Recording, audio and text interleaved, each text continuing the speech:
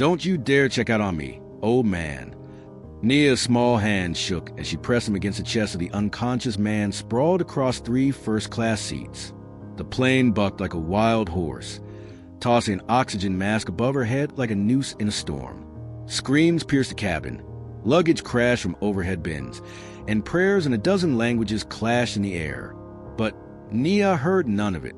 Her world had shrunk to the graying face of Marcus Caldwell, the icy millionaire who barely glanced at her when she boarded flight 21874 4 hours ago.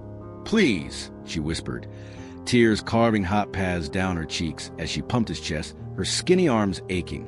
"You can't die yet. Not until you explain that damn photo. Why were you staring at me like I'm some kind of ghost?" At 30,000 feet above the Atlantic, with the plane caught in the worst turbulence the pilot had seen in decades, a 12-year-old girl from Baltimore's roughest streets fought to save a man worth more than her entire neighborhood. She had no clue that his next words, if he survived to speak them, would blow her world to pieces. For hours earlier, Nia Jackson clutched her ratty backpack like a lifeline as she shuffled down the aisle of the Boeing 777. The cabin felt like a spaceship. Soft purple lighting, hushed voices in languages she couldn't place, flight attendants with smiles so polished they looked like they'd been waxed. It was a far cry from the cracked sidewalks of East Baltimore, where she dodged broken glass and hustled for every scrap of respect. "Move it, kid," a flight attendant named Carla snapped, her red nails flashing as she gestured Nia forward. "You're holding up the line." Nia's jaw tightened, but she nodded, her throat too dry to snap back. Carla's eyes flicked over her, lingering on her faded jeans and thrift store sneakers. Pity? Judgment? Nia had seen that look a million times. Same one she got from teachers who assumed she'd never amount to anything. "Boarding pass," Carla demanded, holding out her hand. Nia fumbled in her pocket, handing over crumpled paper. Carla's eyebrow arched. "Seat 14A. Economy. Keep moving, sweetheart." As they passed a velvet curtain separating first class from the peasants, Nia stole a glance at the elite. Laptops glowed, champagne flutes clinked, and passengers lounged like they owned the sky. One man, though, stood out. He wasn't typing or sipping Dom Perignon. He sat rigid, staring out the window like he could burn a hole through clouds. Silver hair, sharp black suit, a gold watch that probably cost more than Nia's house. Marcus Caldwell, she'd later learn, radiated power like a storm cloud radiates lightning. But there was something else in his face. Grief, maybe, or guilt. Their eyes locked. For a split second, his cold blue gaze softened, like he'd seen something impossible. Nia's stomach flipped. Was it recognition? Fear? Before she could figure out, he turned away, his face snapping back to stone. "Anything before takeoff, sir?" A different attendant chirped at his side. "Peace and quiet," Marcus growled, his voice like gravel under a tire. Carla nudged Nia forward. "Keep it moving, kid. You're not here to gawk." Nia slid into 14A, the window seat, her heart still racing from that weird moment. The whole row was empty. Small miracles. This flight, her first ever, wasn't her idea. 3 weeks ago, a certified letter had arrived at her grandma's crumbling row house, along with a plane ticket and a note that read like a riddle. "Your presence is requested in London regarding an inheritance. All expenses paid. Discretion advised." Her grandma, Reby, had scoffed, her voice rough from chemo and a lifetime of Pall Malls. "Sounds like a scam, Nia. Ain't nobody out there leaving us money." But the letter knew things. Details about Nia's dad, Jamal Jackson, who died when she was 4. His laugh, his love for jazz, the way he'd smelled of cedar and engine grease. After calls to the fancy London law firm, Blackwell, Henderson and Associates, and a visit from a notary who swore it was legit, Reby had relented. "Be careful, girl." Reby had rasped as the ambulance took her back to the hospital. The world don't play nice with black girls traveling alone. Now, as the plane taxied, Nia felt those words like a weight. She was 12, flying across an ocean to meet strangers about some mysterious inheritance tied to a father she barely remembered. It was like something out of the tattered mystery novel she borrowed from the library van. Except this wasn't fiction. This was her life, veering into the unknown. The engines roared, pinning her to the seat. She closed her eyes, gripping the armrests. Fear and excitement tangled in her chest. For the first time, she was leaving behind the leaking pipes of her brownstone, the corner store where Mr. Lee slipped her free Snickers, the community center where she dodged bullies after school. She was Nia Jackson, adventurer, about to unravel a mystery in a city she'd only seen in books. An hour into the flight, as the seatbelt sign blinked off, Nia pulled out her dad's old copy of The Secret Garden. Its pages were soft from years of handling, filled with his spidery notes in the margins. She traced one. Courage grows in hidden places, and felt a pang of loss. His words were all she had left of him, fragment of a man she'd loved but barely known. A commotion from first class snapped her out of her thoughts. Marcus Caldwell was on his feet, his voice sharp enough to cut glass. "This is ridiculous," he snapped at a flustered attendant. "I paid for privacy, not a seatmate." "Sir, Mr. Liu is also a platinum member." The attendant said, her smile tight. "We're fully booked." "Do you know who I am?" Marcus's tone dripped with entitlement. "One call to your CEO, and—" "Chill, Marcus." The other man, Mr. Liu, cut in, his voice calm but edged with irritation. "I'll move. No need to throw a tantrum." Nia rolled her eyes so hard she nearly sprained them. Rich people problems. This guy was whining about sharing first class while she was thrilled to have an empty row in economy. But something about the exchange bugged her. Marcus had called the other man Henry, with familiarity that didn't match their argument. And Henry Liu, despite his cool demeanor, seemed to know more about Marcus than he let on. As Henry was escorted to another seat, Marcus's gaze swept the cabin and locked on Nia again. This time, she didn't flinch. She stared back, daring him to look away first. His eyes narrowed, then darted away like he'd been caught. "What's your deal, rich guy?" Nia muttered, turning back to her book, but the words swam on the page. That look, it wasn't just curiosity. It was like he knew her. Half an hour later, Marcus stood again, heading for the first-class lavatory. As he passed the curtain, something slipped from his jacket, a folded scrap of paper that fluttered to the floor just inside economy. Nia's instincts kicked in. She unbuckled, darted into the aisle, and snatched it up before anyone noticed. She meant to hand it back. Really, she did. But curiosity, her old friend and occasional enemy, got the better of her. Glancing around to make sure no one was watching, she unfolded the paper. It wasn't a note or a receipt. It was a photograph, creased and worn, like it had been carried for years. In it, a young black couple stood in front of a modest house, arms around each other, grinning like they'd just won the lottery. The woman had a dimple in her cheek, Nia's dimple. The man was tall, wearing a faded Howard University tee.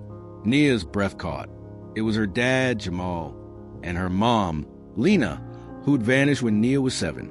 Her hands shook so hard the photo nearly slipped from her fingers. Why the hell did Marcus Caldwell, a white millionaire who oozed arrogance, have a picture of her parents? The photo looked old, taken years before she was born, before everything fell apart. The lavatory door clicked open. Nia stuffed the photo into her book and slid back into her seat, heart hammering. Marcus emerged, patting his pockets, his face tightening as he realized something was missing. He scanned the floor, then signaled an attendant. Soon, the first-class crew was combing the cabin, searching for his lost treasure. Nia's conscience screamed at her to return it, but how could she? "Hey, I snooped through your stuff and found a picture of my parents." Wasn't exactly a smooth opener. And more importantly, she needed answers. Was this tied to the inheritance? Was Marcus involved? She pressed the photo deeper into the secret garden, her mind racing like a runaway train. The plane hit a pocket of turbulence, the cabin shuddering like a tin can in a tornado. The seatbelt sign pinged on, and the captain's voice crackled over the intercom. "Folks, we're hitting some rough air. Seatbelts on." Service paused. "Should be through it in 15. The shaking worsened, the plane dipping and lurching. Nia gripped her armrests, her stomach doing backflips. She'd never flown before, and this felt like the sky was trying to spit them out. "First time?" a warm voice asked. An older woman had slipped into the aisle seat beside her, unnoticed during the drink service. She had silver curls, a lavender cardigan, and eyes that sparkled with mischief despite her age. "I'm Miss Evelyn, by the way. Been flying since planes and propellers, and served steak on real plates." Nia managed a weak smile. "Nia, yeah, first flight. Is this normal?" Evelyn chuckled, offering her a peppermint from a tin. "Normal as a thunderstorm in July. Suck on this. Helps with the ears and the nerves. You headed to London for fun or trouble?" "Trouble, I think," Nia said, popping the candy in her mouth. "Family stuff. Long story." "Oh, honey, I got 7 hours and a knack for long stories." Evelyn's grin was infectious, but there was a sharpness in her gaze, like she could see right through Nia's tough girl act. Before Nia could decide how much to share, a shout from first class cut through cabin. "We need a doctor." Nia's gut twisted. She knew, without knowing how, that it was Marcus. Evelyn unbuckled her seatbelt, ignoring the turbulence. "I'm a retired ER nurse." "Stay put, kid." But Nia couldn't. That photo, Marcus's weird stares, was all connected. She followed Evelyn, dodging a harried flight attendant who tried to wave her back. "Miss, sit down." "I need to see." Nia snapped, her voice sharper than she meant. In first class, Marcus was slumped in his seat, his face the color of ash. Henry Lou held him upright, while an attendant pressed an oxygen mask to his mouth. "Possible heart attack," someone said. "Anyone got aspirin?" Evelyn pushed through like a general. "RN, 40 years. Move." She checked Marcus's pulse, her hand steady despite the plane's rocking. His eyes fluttered open, unfocused, then locked on Nia. "You," he rasped, pulling the mask aside. "The photo, please." Nia froze. Every eye turned to her. "What photo?" Evelyn asked, not missing a beat. I don't," Nia stammered, but the plane lurched again, cutting her off. Oxygen masks dropped, passengers screamed, and the lights flickered. The captain's voice returned, tight with urgency. "Severe turbulence. Everyone's seats, now. Crew, prepare for emergency landing." Marcus grabbed Nia's wrist, his grip weak but desperate. "Jamal?" "Lena," he gasped. "You're there, kid. I need to." The plane dropped, a sickening freefall. Chaos erupted, bags flying, drinks spilling. Marcus's hand slipped from hers as attendants strapped him in, his eyes still pleading. Evelyn pulled Nia back to economy. "Seatbelt now," she barked, her nurse's voice cutting through the panic. Nia buckled in, her mind spinning. He'd said her parents' names. He knew her, and he'd looked at her like she was the key to some impossible puzzle. The captain's next announcement hit, like a punch. "We're diverting to Gander, Newfoundland, due to weather and a medical emergency. ETA, 40 minutes. Stay seated." Newfoundland? They weren't even close to London. Nia stared out the window at the gray storm clouds, her thoughts a tangle of fear and fury. Marcus knew her parents. He'd recognized her, and whatever he'd been about to say was big enough to fight through a heart attack to get out. Evelyn squeezed her hand. "This ain't normal, kid, but these planes are tougher than my ex-husband's ego. We'll be fine." Nia nodded, but her mind was on Marcus. If he died, her answers died with him. The photo burned a hole in her book, the key he pressed into her hand heavy in her pocket. "Ask your grandma about July 17th, 1992. That date, 8 months before her birth. What had happened?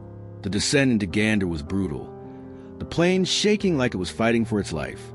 Rain lashed the windows as they landed, emergency lights flashing outside. Paramedics boarded, rushing Marcus off on a stretcher. Nia unbuckled, ignoring Evelyn's protest, and pushed toward first class. "Miss, sit down," an attendant snapped. "I need to talk to him." Nia's voice cracked with desperation. "He knows my parents." The attendant softened but held firm. "He's going to hospital. You can't." "I need the girl." Marcus's voice, weak but insistent, cut through. A paramedic waved Nia forward. She clutched the photo and approached the stretcher, where Marcus lay, hooked to monitors, his face gaunt but his eyes fierce. "Why do you have this?" Nia held up the photo, her voice shaking. "Why do you know my parents?" Marcus pulled his mask aside, each word a struggle. "No time, listen." He gestured her closer. She leaned in, and his whisper hit her like a freight train. "I'm your father, Nia. Jamal raised you, but you're mine. I've loved you from a distance your whole life." She reeled back, tears springing up. "That's a lie. My dad was black. I look like him. You're..." "Ask Reby." July 17th, 1992. He pressed a small key into her hand. "London, safe deposit box answers." His eyes fluttered shut as alarms blared. "He's crashing," a paramedic shouted, shoving Nia aside. They rushed him out, leaving her frozen, the key and photo trembling in her hands. Evelyn appeared beside her. "What did he say, kid?" Nia's voice broke. He said, "He's my father." The next hours were a blur. Passengers were herded into Gander's small terminal, a chaotic mix of frustrated travelers and overworked airline staff. Nia sat alone, the photo and key her only anchors. Marcus Caldwell, a white millionaire, claimed to be her father. Her real dad, Jamal, had been black, warm hers, until he died. She had his smile, his eyes. Everyone said so. How could this cold stranger be her father? Evelyn approached, holding 2 steaming cups. Hot chocolate, best cure for a world turned upside down. She settled beside Nia. "Want to talk?" Nia stared at the photo. "He says he's my dad. But my dad was Jamal Jackson. I have memories, pictures. This guy, he's nobody to me." Evelyn sipped her drink, thoughtful. "Family's a messy thing, Nia. Secrets get buried. Not always to hurt, sometimes to protect. But they always come up like weeds through concrete. If he's my dad, why'd my mom and grandma lie? Why'd my mom disappear?" Nia's voice cracked, the weight of betrayal crushing her. Evelyn's eyes softened. "I don't know, but I've seen enough to know people don't lie without reasons.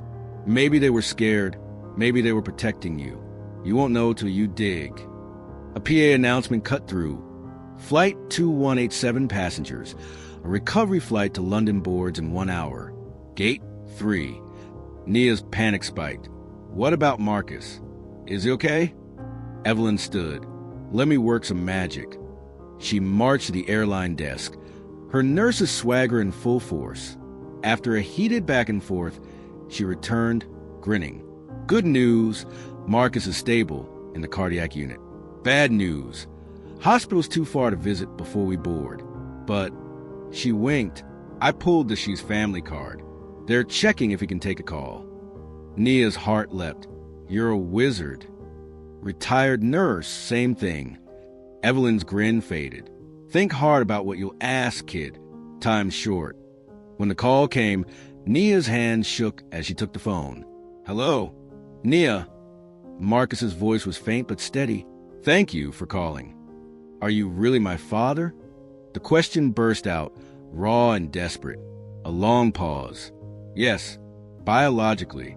Jamal, he was a better man than me. Loved your mom, Lena, when I failed her when she got pregnant. He married her, gave you his name, his love. Why?" Nia's voice trembled. "Why'd they lie? It was 1992. I was married, rich, white. Lena was young, black, starting out. Our affair ended messy. Jamal stepped up to protect you both. I didn't know about you till later. Did you even want me?" The words burned her throat. "I did once I knew. But Lena and Jamal, they were your family. I stayed away, respected that. But I never stopped thinking about you." His voice cracked. "The inheritance, it's for you. Education, a home, choices I couldn't give you then. And my mom, where is she?" A heavy sigh. "That's for London. The key opens a safe deposit box at Barclays Bank. There's a letter from Lena. It explains everything." Nia's world tilted again. A letter from her mom, who'd vanished without a word. "You've been watching me," she accused. "My school, the community center. I helped where I could. Anonymously. It's all I had." The airline staff signaled her to wrap up. "I have to go," Nia said, her voice flat. "We're boarding." "Be safe, Nia. Whatever you think of me, I've always loved you." She hung up, tears burning her eyes. Evelyn's hand found her shoulder. "You okay, kid?" "Nothing's okay," Nia whispered. "But I'm going to London." The flight to Heathrow was a haze. Nia barely noticed the city lights below, her mind locked on Marcus's words and the key in her pocket. Evelyn stayed close, offering quiet support. At immigration, she pressed a slip of paper into Nia's hand. "My son's number in London. Call if you need me, day or night." Nia hugged her, a lump in her throat. "Thanks, Miss Evelyn." "You're tougher than you know, Nia Jackson. Write your own story." With that, Evelyn disappeared into the crowd. A driver waited for Nia, holding a sign with her name. He was a lanky man with a Cockney accent and a grin that didn't quite reach his eyes. "Miss Jackson? Cars this way. Hotels booked. Meetings tomorrow at Blackwell's." The hotel was fancier than anything Nia had ever seen. Marble floors, chandeliers, staff who called her Miss like she was somebody. She barely slept, the photo and key haunting her dreams.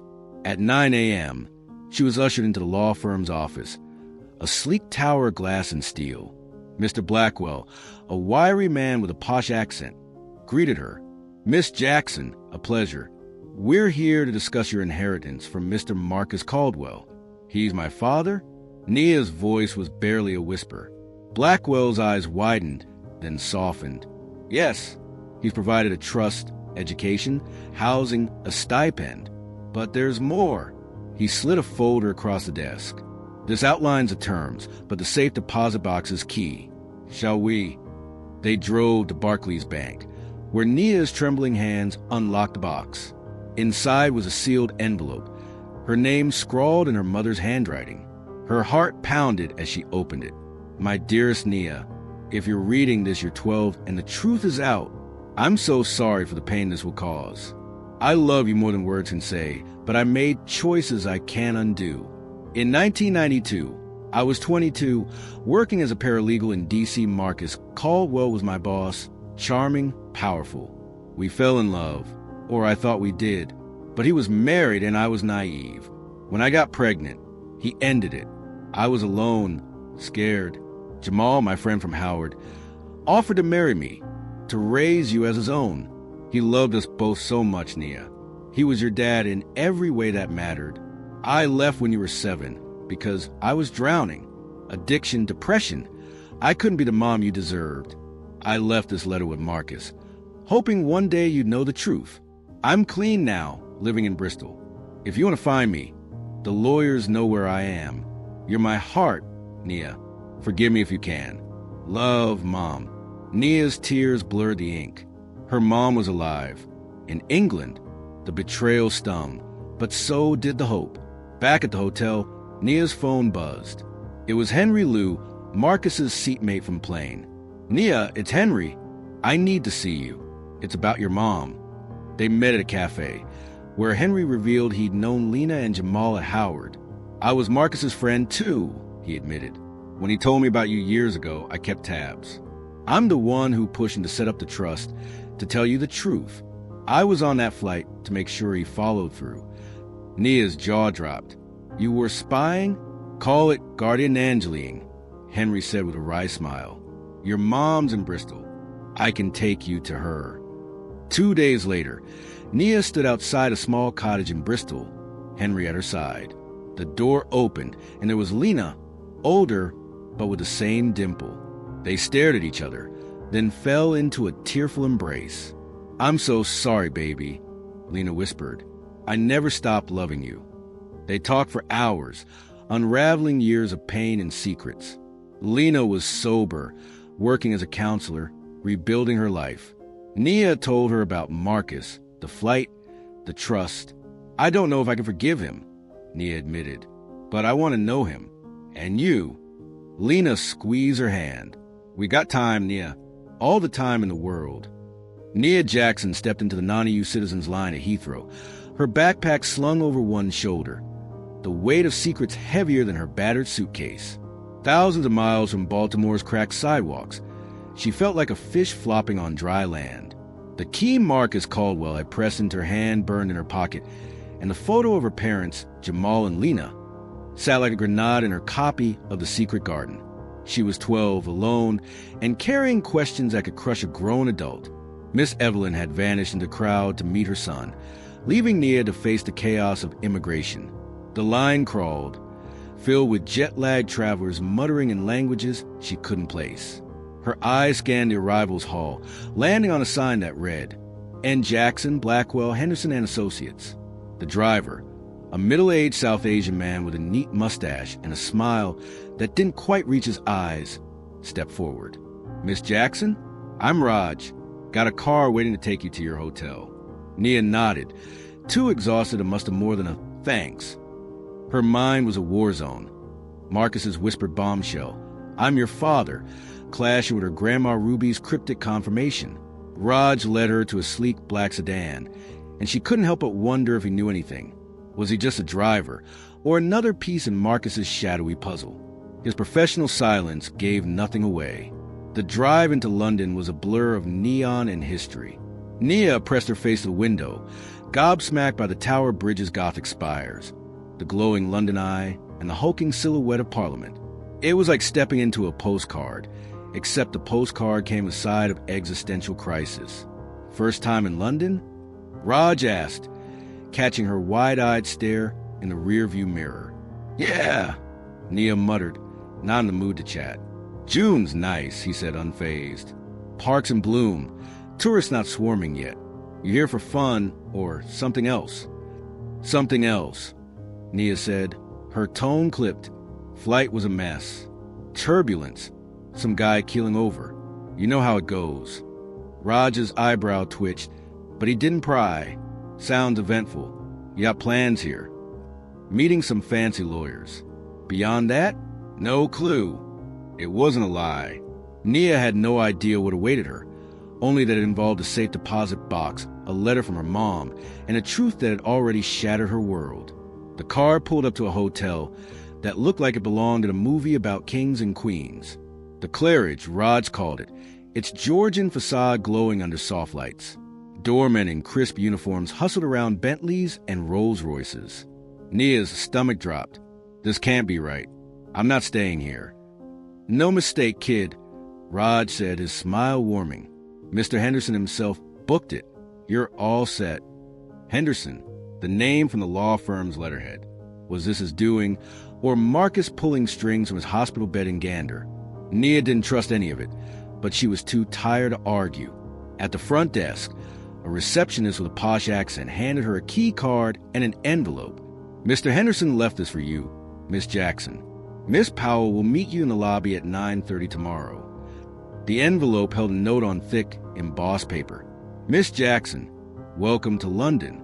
I trust your journey was smooth. Miss Powell, our junior associate, will escort you to our offices tomorrow for our appointment. Please enjoy the hotel's amenities.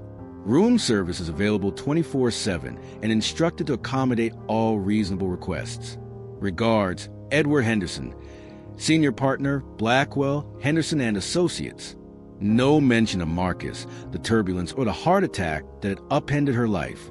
Either Henderson was clueless, or he was playing it cool. Nia wasn't sure which was worse. The bellhop led her to a suite bigger than her entire house. Plush carpets, a four-poster bed drowning in silk sheets, a basket of fruit and chocolates that probably cost more than her monthly groceries. Floor-to-ceiling windows framed a quiet Mayfair street, glowing under streetlights. It was obscene, this luxury, when her grandma was rationing meds to afford rent. Anything else, Miss Jackson? The bellhop asked, hovering like she was royalty. Nah, I'm good, Nia said, her voice flat. Alone. She sank onto a velvet sofa, the day's chaos crashing over her like a tidal wave. The letter, the flight, Marcus's collapse, his impossible claim. I'm your father. The photo of her parents, young and in love. The key to a safe deposit box that held, what? Answers? More lies? Her stomach growled, loud enough to echo in the silent suite. The note had mentioned room service, and though the idea of ordering food in this palace made her skin crawl, hunger won out. She scanned the menu, scoffing at the prices. £15 for a sandwich? Rich people are insane. She ordered soup and a grilled cheese, the cheapest thing she could find. feeling like a fraud. In the marble bathroom, she stood under the rainfall shower, letting hot water wash away the grime of travel. But no amount of fancy soap could scrub out the mess in her head. Wrapped in a plush robe that probably cost more than her wardrobe, she dialed the one person who might ground her. "Nia, thank God." Ruby's voice, raspy from chemo but fierce as ever, crackled through the phone. The airline called about a diversion, weather, some medical drama. "You okay? You in London?" "I'm fine, Grandma. At the hotel. It's ridiculous. Like, chandeliers and butlers ridiculous." "Humph. Trying to buy your loyalty with fancy sheets," Ruby muttered. "Don't let it go to your head, girl." Nia grinned despite herself. "I won't, but it was wild. Bad turbulence. And this guy in first class, Marcus Caldwell, he had a heart attack or something. They landed us in Canada. Lord have mercy. He pulled through. They stabilized him." Nia hesitated, her grip tightening on the phone. "Grandma, you know Marcus Caldwell?" Silence. Heavy, like the air before storm. Then softly, "Where'd you hear that name?" Nia's heart raced.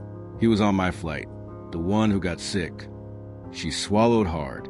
"He said, he's my biological father." A sharp gasp and a low, "Jesus, help us." Ruby's voice hardened. "What did he tell you, Nia? Is it true?" Nia's anger flared hot and sudden. "Is Marcus my dad? Was everything you and Mom told me about Dad, about Jamal, a lie?"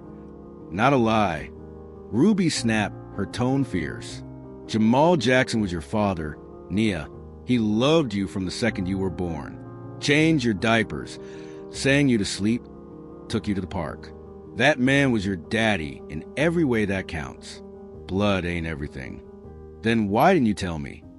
Nia's voice cracked, tears burning her eyes. "I had a right to know."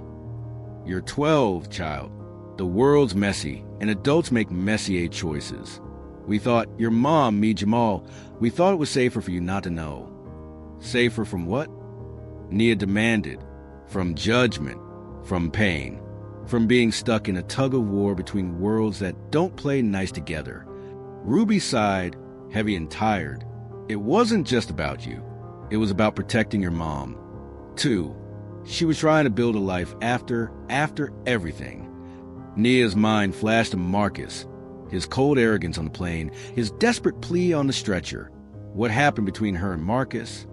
That's her story, not mine. Some of it's hers alone to tell. "But she's gone, Grandma." Nia's voice broke, raw with years of hurt. "She left me. How am I supposed to get answers from someone who ditched us?" Ruby's silence was heavy, but when she spoke, her voice was soft, resolute. "Your mom didn't ditch you, Nia. She left because she was sick, not in her body, but in her head. The kind of sick that twists your thoughts, makes you see shadows where there's light. She left to protect you from her." Nia froze. "What kind of sick?" "Depression at first, after Jamal died. Then worse.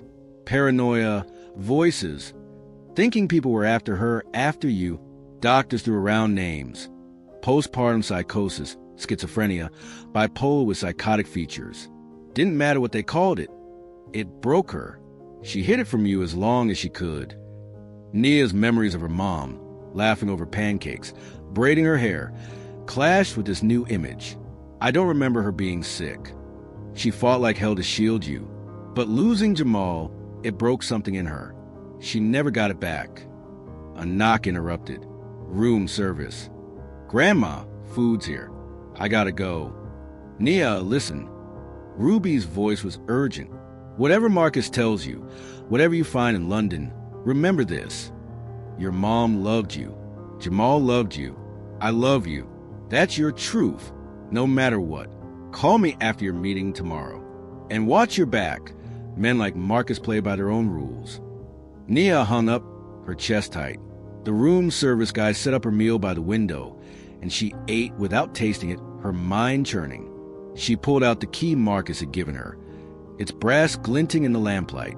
It was supposed to open a safe deposit box with a letter from her mom. Answers Marcus had promised. But could she trust a man who'd lurked in the shadows of her life? Pulling strings like some puppet master, she crawled into the massive bed, setting her alarm for 8 a.m. The photo of her parents, tucked in the secret garden, and the key went under her pillow. Sleep came fitfully, her dreams a storm of turbulence and faceless figures whispering secrets she couldn't hear. The alarm screech yanked Nia from a restless sleep.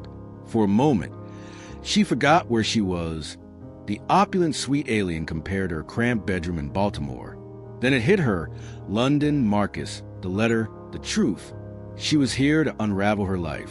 She dressed in her best outfit, a navy dress from Target, bought for this trip, and scuff flats she'd polished to a decent shine. Her braids were neat, tied with blue elastics, but the mirror showed a kid who looked too small for the weight she carried. Would these big-shot lawyers take her seriously, or see her as some charity case to manage?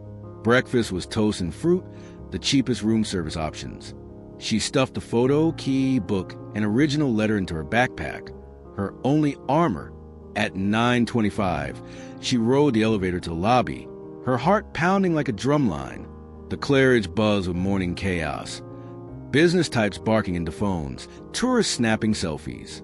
Nia found a quiet corner, clutching her backpack like a shield. At 9:30 sharp, a woman strode in, all business in a gray suit, her copper hair in a tight ponytail. She scanned the lobby, her eyes locking on Nia. "Miss Jackson? I'm Lydia Powell, Blackwell, Henderson and Associates." Her handshake was firm, her British accent crisp. "I trust the hotel's to your liking?" "It's a lot," Nia said, shaking her hand. "Nice, though. Splendid. Our office is a short walk. Lovely morning for it." Lydia's smile was professional, but Nia caught a flicker of curiosity. Did she know about Marcus? The plane? As they stepped into the June sunshine, Lydia broke the silence. "I heard your flight was quite the adventure. Mr. Caldwell called from Gander to fill us in." Nia's guard went up. "You know him?" "He's a long-time client," Lydia said smoothly. "We handle his business and personal affairs, including this meeting." "Including me?" Nia's tone was sharper than she meant, her sarcasm slipping out. Lydia's composure faltered, a flash of empathy breaking through. "This is unconventional, Nia. My job is to get you to Mr. Henderson. He'll explain everything." They turned onto a street lined with grand buildings, brass plaques gleaming with names of law firms and banks. Lydia stopped at one, its stone facade screaming old money. "Here we are, Blackwell, Henderson and Associates, since 1975.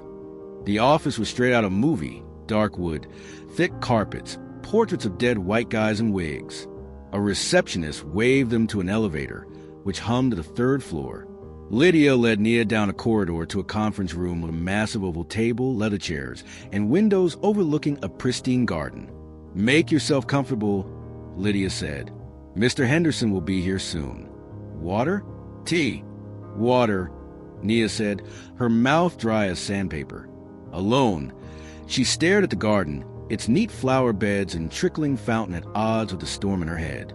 Designed in 1788, a deep voice said from the doorway, one of the few Mayfair gardens to survive the Blitz and the 60s developers. Nia turned to see a tall man in his 60s, silver hair slicked back, navy suit screaming wealth but not arrogance. He carried a leather portfolio and moved with the confidence of someone who owned every room he entered. "Miss Jackson, I'm Edward Henderson." His handshake was firm, his tone warm but measured. "Thank you for coming under such extraordinary circumstances." Nia sat across from Henderson, Lydia at the table's edge with a tablet, ready to take notes. Henderson opened his portfolio, his expression serious but not unkind. "Before we begin, let's address the elephant in the room. Mr. Caldwell contacted me from Gander about what happened on your flight. He shared certain personal information with you, which should have been revealed more carefully. He said he's my biological father." Nia said, cutting to the chase. "Is that true?" Henderson slid a document across the table. A DNA test, dated months after her birth. "Yes, this confirms, with 99.997% certainty, that Marcus Caldwell is your biological father." Nia stared at the report, its jargon a blur except for the bolded conclusion. Her mom had known, had this test done, and still chose to lie. Why'd she do it?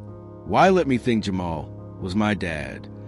Your mother, Lena, made a choice with Jamal's full consent, Henderson said. Marcus initially resisted, but agreed it was best for you at the time. At the time, Nia echoed, catching the hedge. But not now? That's why I'm here. Henderson nodded. Circumstances have shifted. Your grandmother's illness, your mother's absence, and Marcus's own reflections prompted this. You deserve the truth and options. What options? Nia's voice was sharp, her sarcasm a shield. Henderson pulled another document. Marcus has set up a trust in your name, education through university, housing, healthcare, and a lump sum at 25. It's irrevocable, managed by us, no strings attached, regardless of whether you want a relationship with him. Nia's eyes widened at the numbers. College paid for, a house, more money than she'd ever dreamed of. Why now? Why not years ago? Why when grandma's sick? Your grandmother's prognosis isn't immediate, but raises questions about guardianship, Henderson said gently. Without your mother or other relatives, there was concern about your future. Foster care, Nia whispered, the words like ice in her veins. A possibility Marcus refused to accept, Henderson confirmed. Hence this disclosure, which might have waited until you were older. Nia's mind spun. Was Marcus planning to swoop in, pluck her from Baltimore and play daddy now? He gave me this. She pulled out the key, said it opens a safe deposit box at Barclays with a letter from my mom. Henderson's eyes flicked to Lydia, then back. That key opens Marcus's personal box. Mementos, photos, records of your life he's tracked over the years. But your mother's letter is here, in our possession. Would you like it now? The idea of Marcus collecting pieces of her life creeped her out. A shrine to a kid he'd never met? Yeah, she said firmly. I want the letter. Lydia left and returned with a thick envelope, cream-colored, Nia's name scrawled in her mom's familiar script. Left by Lena Jackson in September 2000, Henderson said. Sealed until now. Nia's hands shook as she took it. Her mom's handwriting. On birthday cards, grocery lists, notes tucked in her lunchbox. Can I read it alone? Of course. Henderson stood. Take your time. We'll be outside. Alone. Nia stared at the envelope, her heart pounding like a jackhammer. This was it. Answers to why her mom left, why she lied, what had happened with Marcus. She opened it carefully, not wanting to tear the paper her mom had touched. Inside were pages of heavy stationery, her mom's writing neat in places, frantic in others, like she'd been racing her own thoughts. My dearest Nia, if you're reading this, you know about Marcus Caldwell, Jamal Jackson, and the choice I made before you were born. I don't know how old you are or what's led to this moment. I hope you're old enough to see past black and white, to understand the gray where life really happens. I'll start with Jamal, your real dad in every way that matters. We met at Howard in '89, both first-gen kids with big dreams. He was engineering. I was computer science. Study buddies, not lovers. More like siblings, scrapping to prove ourselves in a world that didn't always want us. After college, we both landed at TechCorp, a tech startup where we were the odd ones out. That's where I met Marcus. He was a big-shot CEO of a rival company eyeing TechCorp for a buyout. Older, married, powerful. He saw my work, pulled me into meetings, made me feel like I mattered. I wasn't naive. I knew he was married, but I was young, ambitious, and stupidly in love. For 6 months, we were a secret. Hotel rooms, late-night calls, coded emails. I thought his marriage was dead, that we'd be together for real. Then I got pregnant with you. Marcus freaked, scared of scandal, losing his company, his wife. But he held my hand at the ultrasound, whispering, "That's our kid." I thought we'd make it work. Then his wife found out. His board threatened to boot him. The TechCorp deal tanked, and I was out of a job for months pregnant and alone. July 17th, 1992. That date changed everything. Marcus showed up at my apartment, looking like death. His wife was ready to burn his world down if he left her for his black mistress. His board gave him an ultimatum: end it or lose everything. He chose his empire, offered me money, a discreet arrangement. I told him to shove it. Jamal found me broken. He disapproved of Marcus, but stuck by me, brought groceries, went to doctor's appointments, held me when I cried.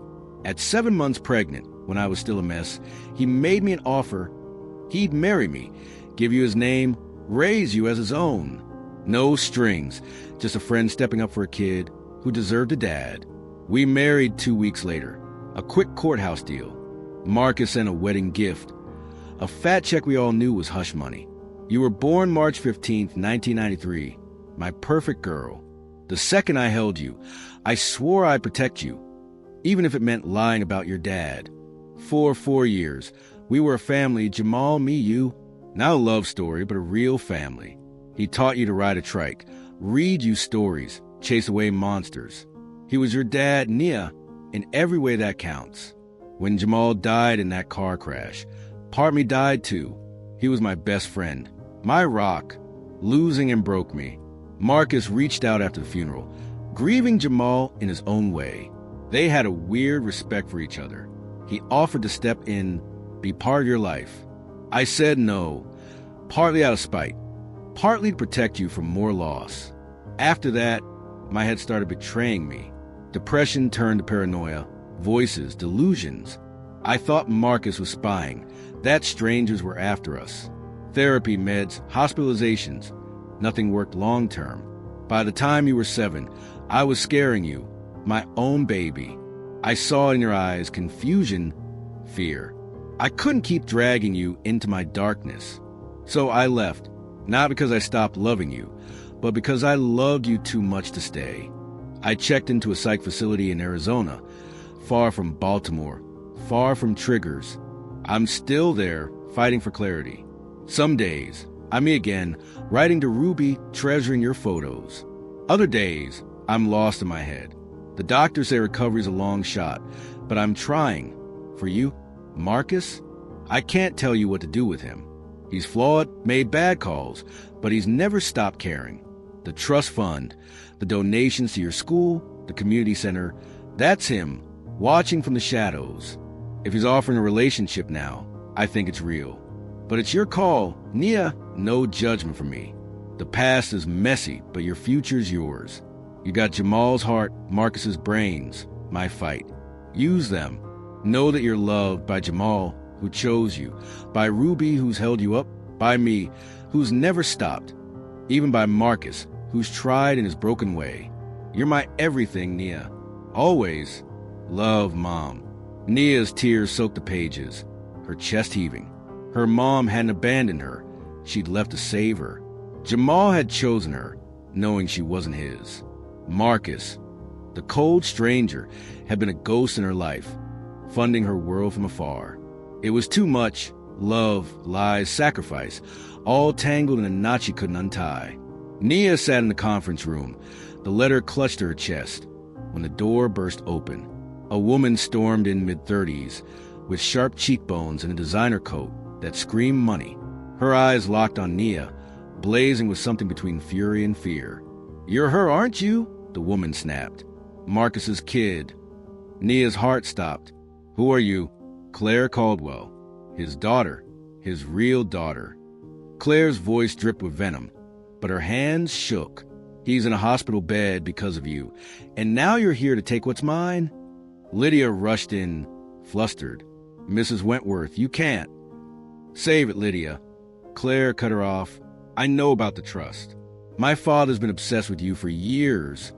Kid, photos, school reports, all of it. Did you think you could just waltz in and claim his fortune?"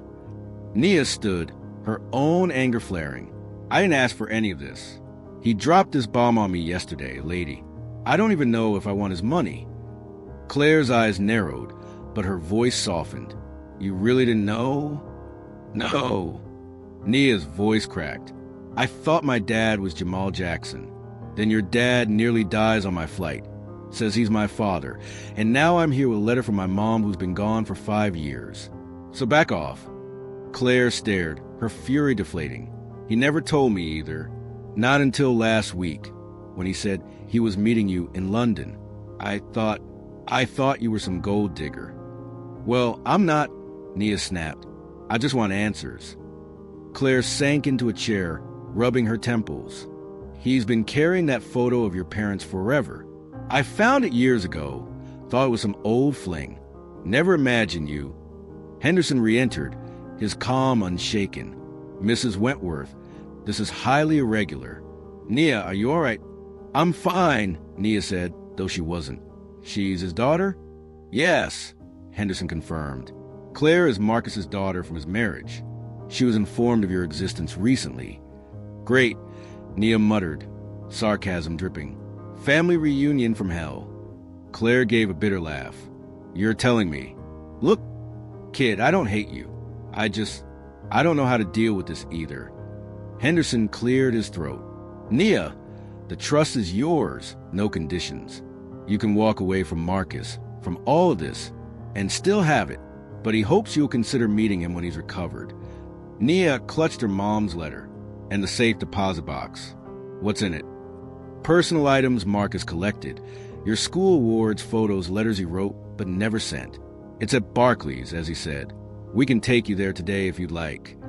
Nia glanced at Claire, who looked as lost as she felt. I need to think. This is the lot. Understandable, Henderson said. Take the day. Miss Powell will escort you back to the hotel. We'll arrange a bank visit tomorrow, if you choose. As Lydia let her out, Claire called after her. Nia, I'm sorry for barging in. If you want to talk, I'm around. Nia nodded, unsure what to make of her. Back at the Claridge, she sat by the window, the letter and key beside her. Her mom was alive, fighting in Arizona. Jamal had been her dad, blood or not. Marcus was a stranger who'd shaped her life from the shadows. And Claire? A sister she never knew she had. She pulled out her phone and dialed Evelyn's number. Miss Evelyn? It's Nia. I need to talk. Spill it, kid. Evelyn's warm voice came through. What's the mess now? Nia laughed, tears falling. Where do I start? Nia sat alone in the conference room, her mom's letter trembling in her hands. Tears streaked her cheeks, but her voice was steady when she called out, I'm okay. You can come in. Edward Henderson slipped back inside, alone, his silver hair catching the light from the garden view windows. He sat across from her, his face kind but not patronizing, like he knew better than to baby her. It's a lot to take in, he said, his voice low. No trace of lawyerly bullshit. Nia folded Lena's letter carefully, tucking it back into its envelope. My mom's in a psych facility in Arizona. You knew. Yes. Henderson admitted, meeting her gaze. Marcus has made sure she gets top-tier care. He visits when her doctors say it's okay. Nia's head spun. Marcus Caldwell, the cold suit from the plane, visiting her mom? The same mom who'd vanished when Nia was 7, leaving nothing but questions and a hole in her heart? He's been in touch with her all this time? Her voice was sharp, edged with betrayal. While I thought she was gone, not regularly, Henderson clarified. Lena's condition is unpredictable. Marcus respects her boundaries, only visiting when she's stable and consents. He's been discreet. Discreet? Nia scoffed, the word tasting bitter. That's what you call stalking my life from across an ocean? Nia stood, her own anger flaring. I didn't ask for any of this. He dropped this bomb on me yesterday. Lady, I don't even know if I want his money. Claire's eyes narrowed, but her voice softened. You really didn't know? No. Nia's voice cracked. I thought my dad was Jamal Jackson. Then your dad nearly dies on my flight. Says he's my father. And now I'm here with a letter from my mom who's been gone for 5 years. So back off. Claire stared, her fury deflating. He never told me either. Not until last week, when he said he was meeting you in London. I thought you were some gold digger. Well, I'm not. Nia snapped. I just want answers. Claire sank into a chair, rubbing her temples. He's been carrying that photo of your parents forever. I found it years ago. Thought it was some old fling. Never imagined you. Henderson re-entered, his calm unshaken. "Mrs. Wentworth, this is highly irregular. Nia, are you all right?" "I'm fine," Nia said, though she wasn't. "She's his daughter?" "Yes," Henderson confirmed. "Claire is Marcus's daughter from his marriage. She was informed of your existence recently." "Great," Nia muttered, sarcasm dripping. "Family reunion from hell." Claire gave a bitter laugh. "You're telling me. Look, kid, I don't hate you. I don't know how to deal with this either." Henderson cleared his throat. "Nia, the trust is yours, no conditions. You can walk away from Marcus, from all of this, and still have it. But he hopes you'll consider meeting him when he's recovered." Nia clutched her mom's letter. "And the safe deposit box? What's in it?" "Personal items Marcus collected. Your school awards, photos, letters he wrote but never sent. It's at Barclays, as he said. We can take you there today if you'd like." Nia glanced at Claire, who looked as lost as she felt. "I need to think. This is a lot." "Understandable," Henderson said. "Take the day. Miss Powell will escort you back to the hotel. We'll arrange a bank visit tomorrow, if you choose." As Lydia let her out, Claire called after her. "Nia, I'm sorry for barging in. If you want to talk, I'm around." Nia nodded, unsure what to make of her. Back at the Claridge, she sat by the window, the letter and key beside her. Her mom was alive, fighting in Arizona. Jamal had been her dad, blood or not. Marcus was a stranger who'd shaped her life from the shadows. And Claire? A sister she never knew she had. She pulled out her phone and dialed Evelyn's number. "Miss Evelyn? It's Nia. I need to talk." "Spill it, kid." Evelyn's warm voice came through. "What's the mess now?" Nia laughed, tears falling. "Where do I start?" Nia sat alone in the conference room, her mom's letter trembling in her hands. Tears streaked her cheeks, but her voice was steady when she called out, "I'm okay. You can come in." Edward Henderson slipped back inside, alone, his silver hair catching the light from the garden view windows. He sat across from her, his face kind but not patronizing, like he knew better than to baby her. "It's a lot to take in," he said, his voice low. No trace of loyalty bullshit. Nia folded Lena's letter carefully, tucking it back into its envelope. "My mom's in a psych facility in Arizona." "You knew?" "Yes," Henderson admitted, meeting her gaze. "Marcus has made sure she gets top-tier care. He visits when her doctors say it's okay." Nia's head spun. Marcus Caldwell, the cold suit from the plane, visiting her mom? The same mom who'd vanished when Nia was 7, leaving nothing but questions and a hole in her heart? He's been in touch with her all this time? Her voice was sharp, edged with betrayal. "Well, I thought she was gone." "Not regularly," Henderson clarified. "Lena's condition is unpredictable. Marcus respects her boundaries, only visiting when she's stable and consents. He's been discreet." "Discreet?" Nia scoffed, the word tasting bitter. "That's what you call stalking my life from across an ocean?" Henderson didn't flinch. "I understand your anger, but his actions, funding her care, the trust for you, were his way of showing care without disrupting your world."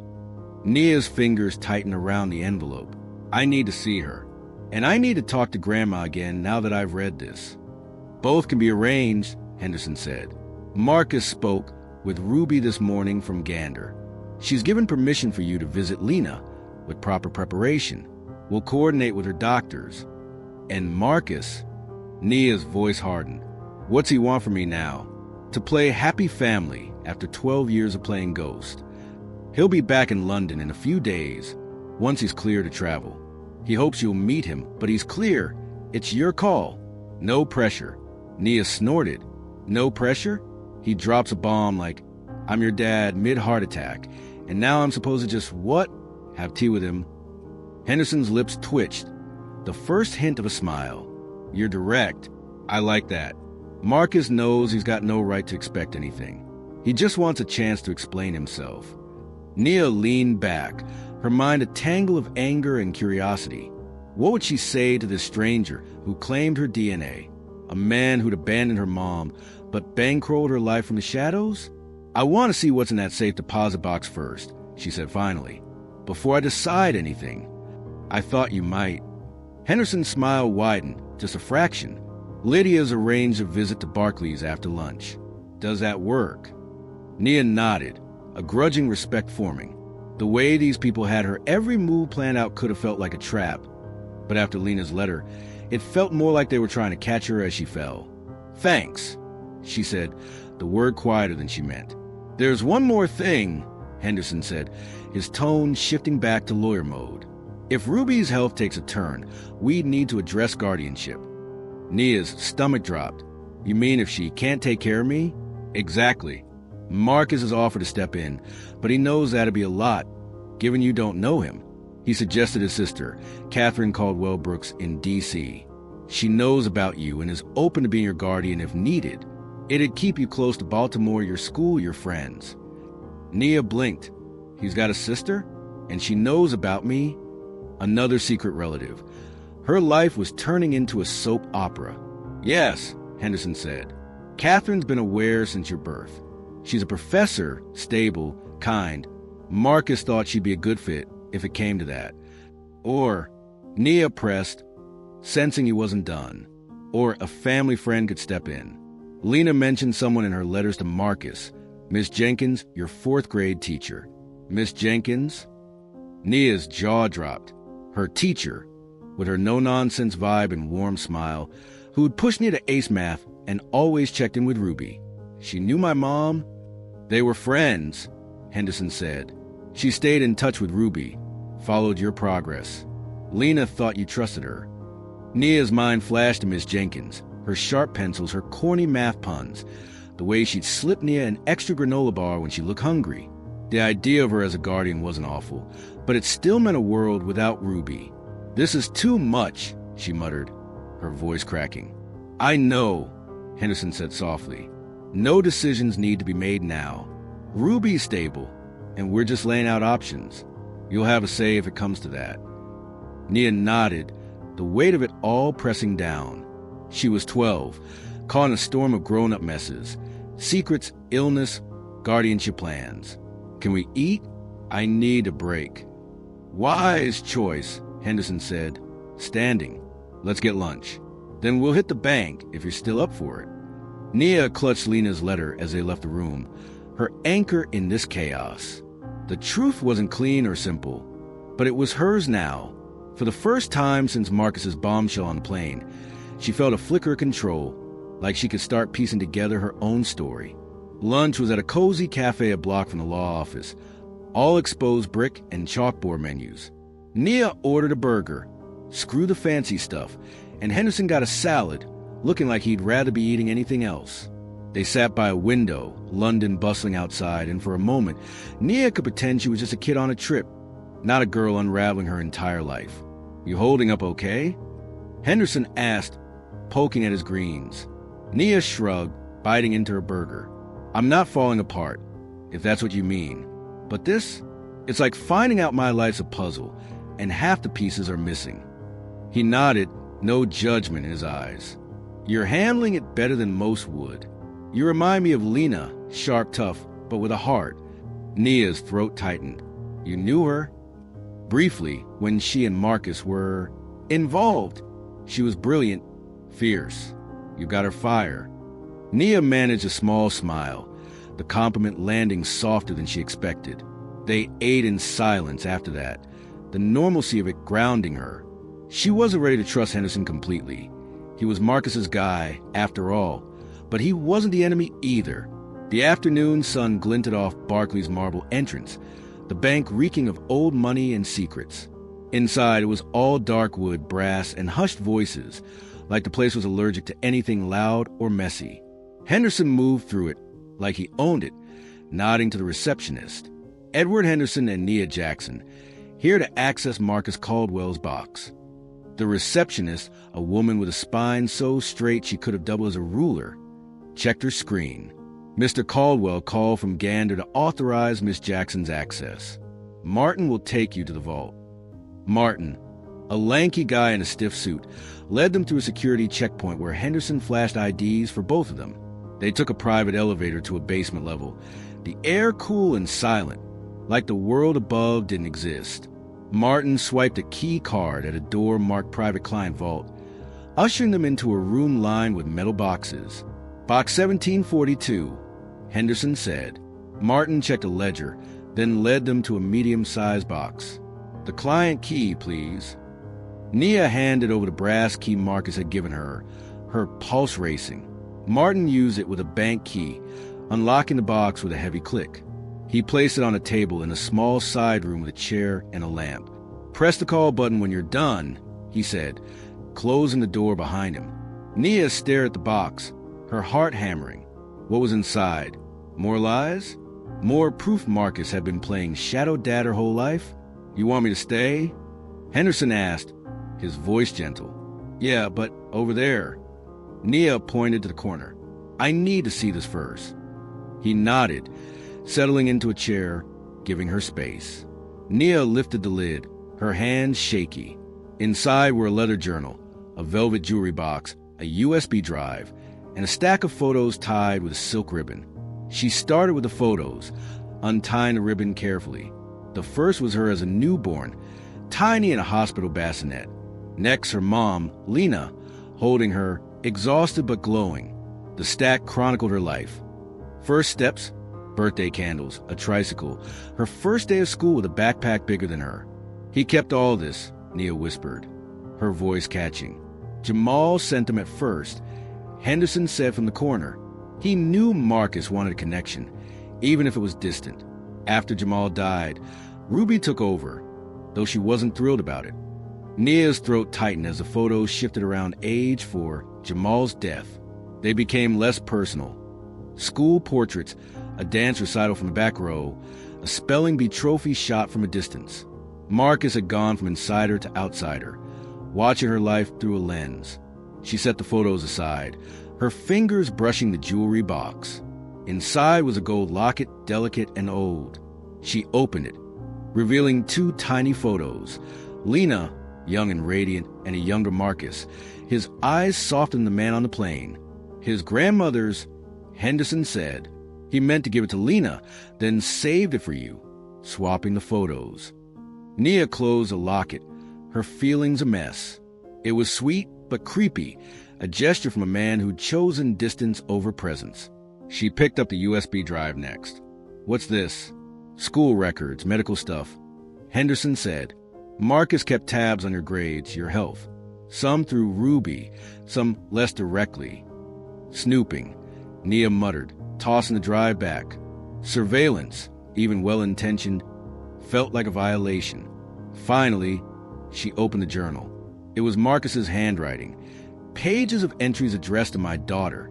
She flipped to one from when she was 6.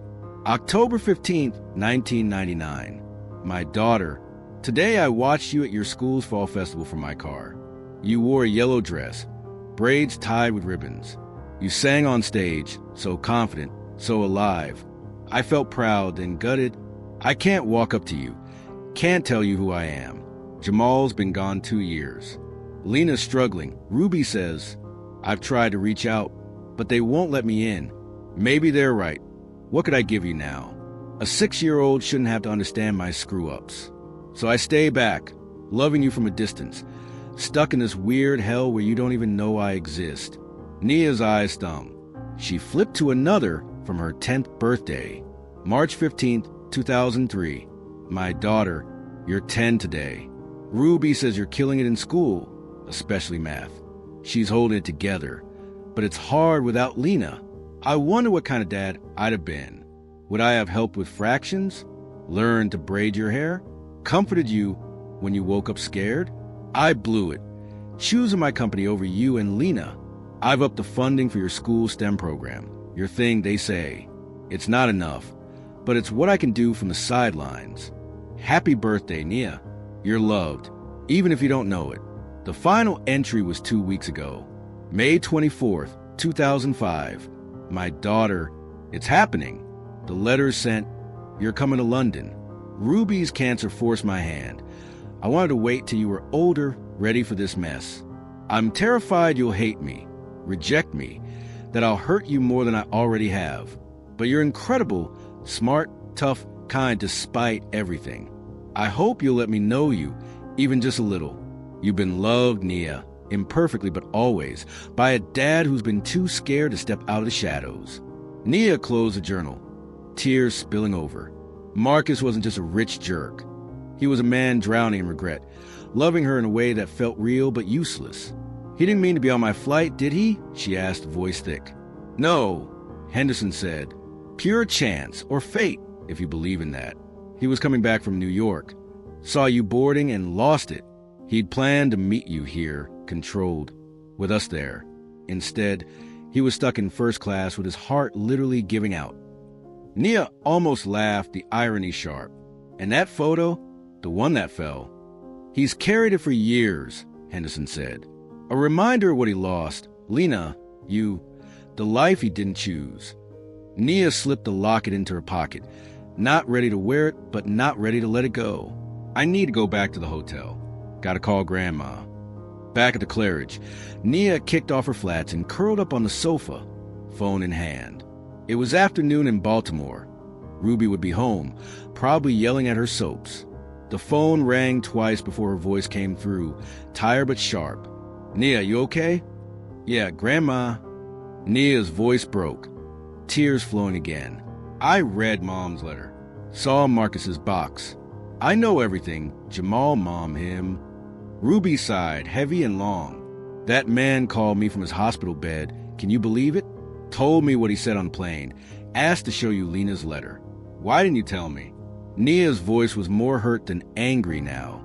All these years, you let me think Jamal was my dad. That Mom just bailed. Jamal was your dad, Reby snapped.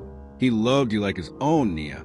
Changed your diapers, taught you to read, carried you on his shoulders. Blood don't make family. Love does. Marcus is just a guy whose DNA you got. But why hide it? Nia pressed. I deserve to know. Ruby's voice softened. You're right. We thought we were protecting you. Lena, me, Jamal. We didn't want you caught in the middle of Marcus's world, his money, his mess. But we messed up keeping you in the dark. I'm sorry, baby. The apology, raw and real, eased some of Nia's pain. Mom's in Arizona, sick. You knew. Yeah, Reby admitted. I get updates from her doctors. Talk to her when she's clear. She's fighting, Nia, but it's a long road. Why didn't you tell me she was sick? I thought she just didn't want me. Oh, honey, Ruby's voice cracked. We didn't want you thinking you weren't enough. Lena left to keep you safe from her headspace. We thought you were too young to get it. I could have handled it, Nia said, tears falling. Maybe not all of it, but something. You're right, Reby said. We should have trusted you. I'm sorry. Nia sniffed, wiping her face. Henderson says I can visit her. Marcus set it up. If that's what you want, we'll make it happen, Reby said. But Lena's not always there. Her doctors will need to check if a visit's okay. I need to try, Nia said, her voice firm. Then we'll go together, Reby promised. When you're back from London. Nia's heart lifted at the we. What about Marcus? He wants to meet when he's back. Should I? What's your gut say? Reby asked. Not what you think you should do. What do you want? Nia thought of the journal, Marcus's raw regret. I want to meet him. Not to hug it out or call him dad, but to see who he is, to get answers. Then do it, Reby said. Ask your questions. Figure out what he's worth to you. You're in charge now. What if... Nia hesitated, the fear clawing at her. What if your cancer gets worse? Would I have to live with him? Baby, I'm not going anywhere yet, Reby said fiercely. These treatments suck, but they're working. Dr. Patel's optimistic. But if the worst happens, we got options. Catherine, Marcus's sister in D.C., or Miss Jenkins. Nothing's set without you. You're 12, not a baby. Your voice matters. Nia's chest loosened. I miss you, Grandma. Miss you too, girl. You're killing it out there, tougher than me on my best day. I'm so damn proud. They talked longer about Ruby's treatments, the neighbors dropping off casseroles, the church ladies praying for Nia. Normal stuff, grounding her. By the time they hung up, Nia felt steadier, like she could face whatever came next. Dinner was room service again, pizza, because she deserved it. Nia ate by the window, watching London light up. Across the street, in a glowing apartment, an old man played chess with a girl, maybe his granddaughter. They laughed, the girl teasing him over a bad move. Nia's heart ached. What would it have been like to grow up with Marcus? To play games, to know him as more than a stranger with a safe deposit box full of regrets? She wasn't ready to forgive him, but she was curious. Curious about the man who'd loved her from afar, who'd failed her mom but tried to make it right.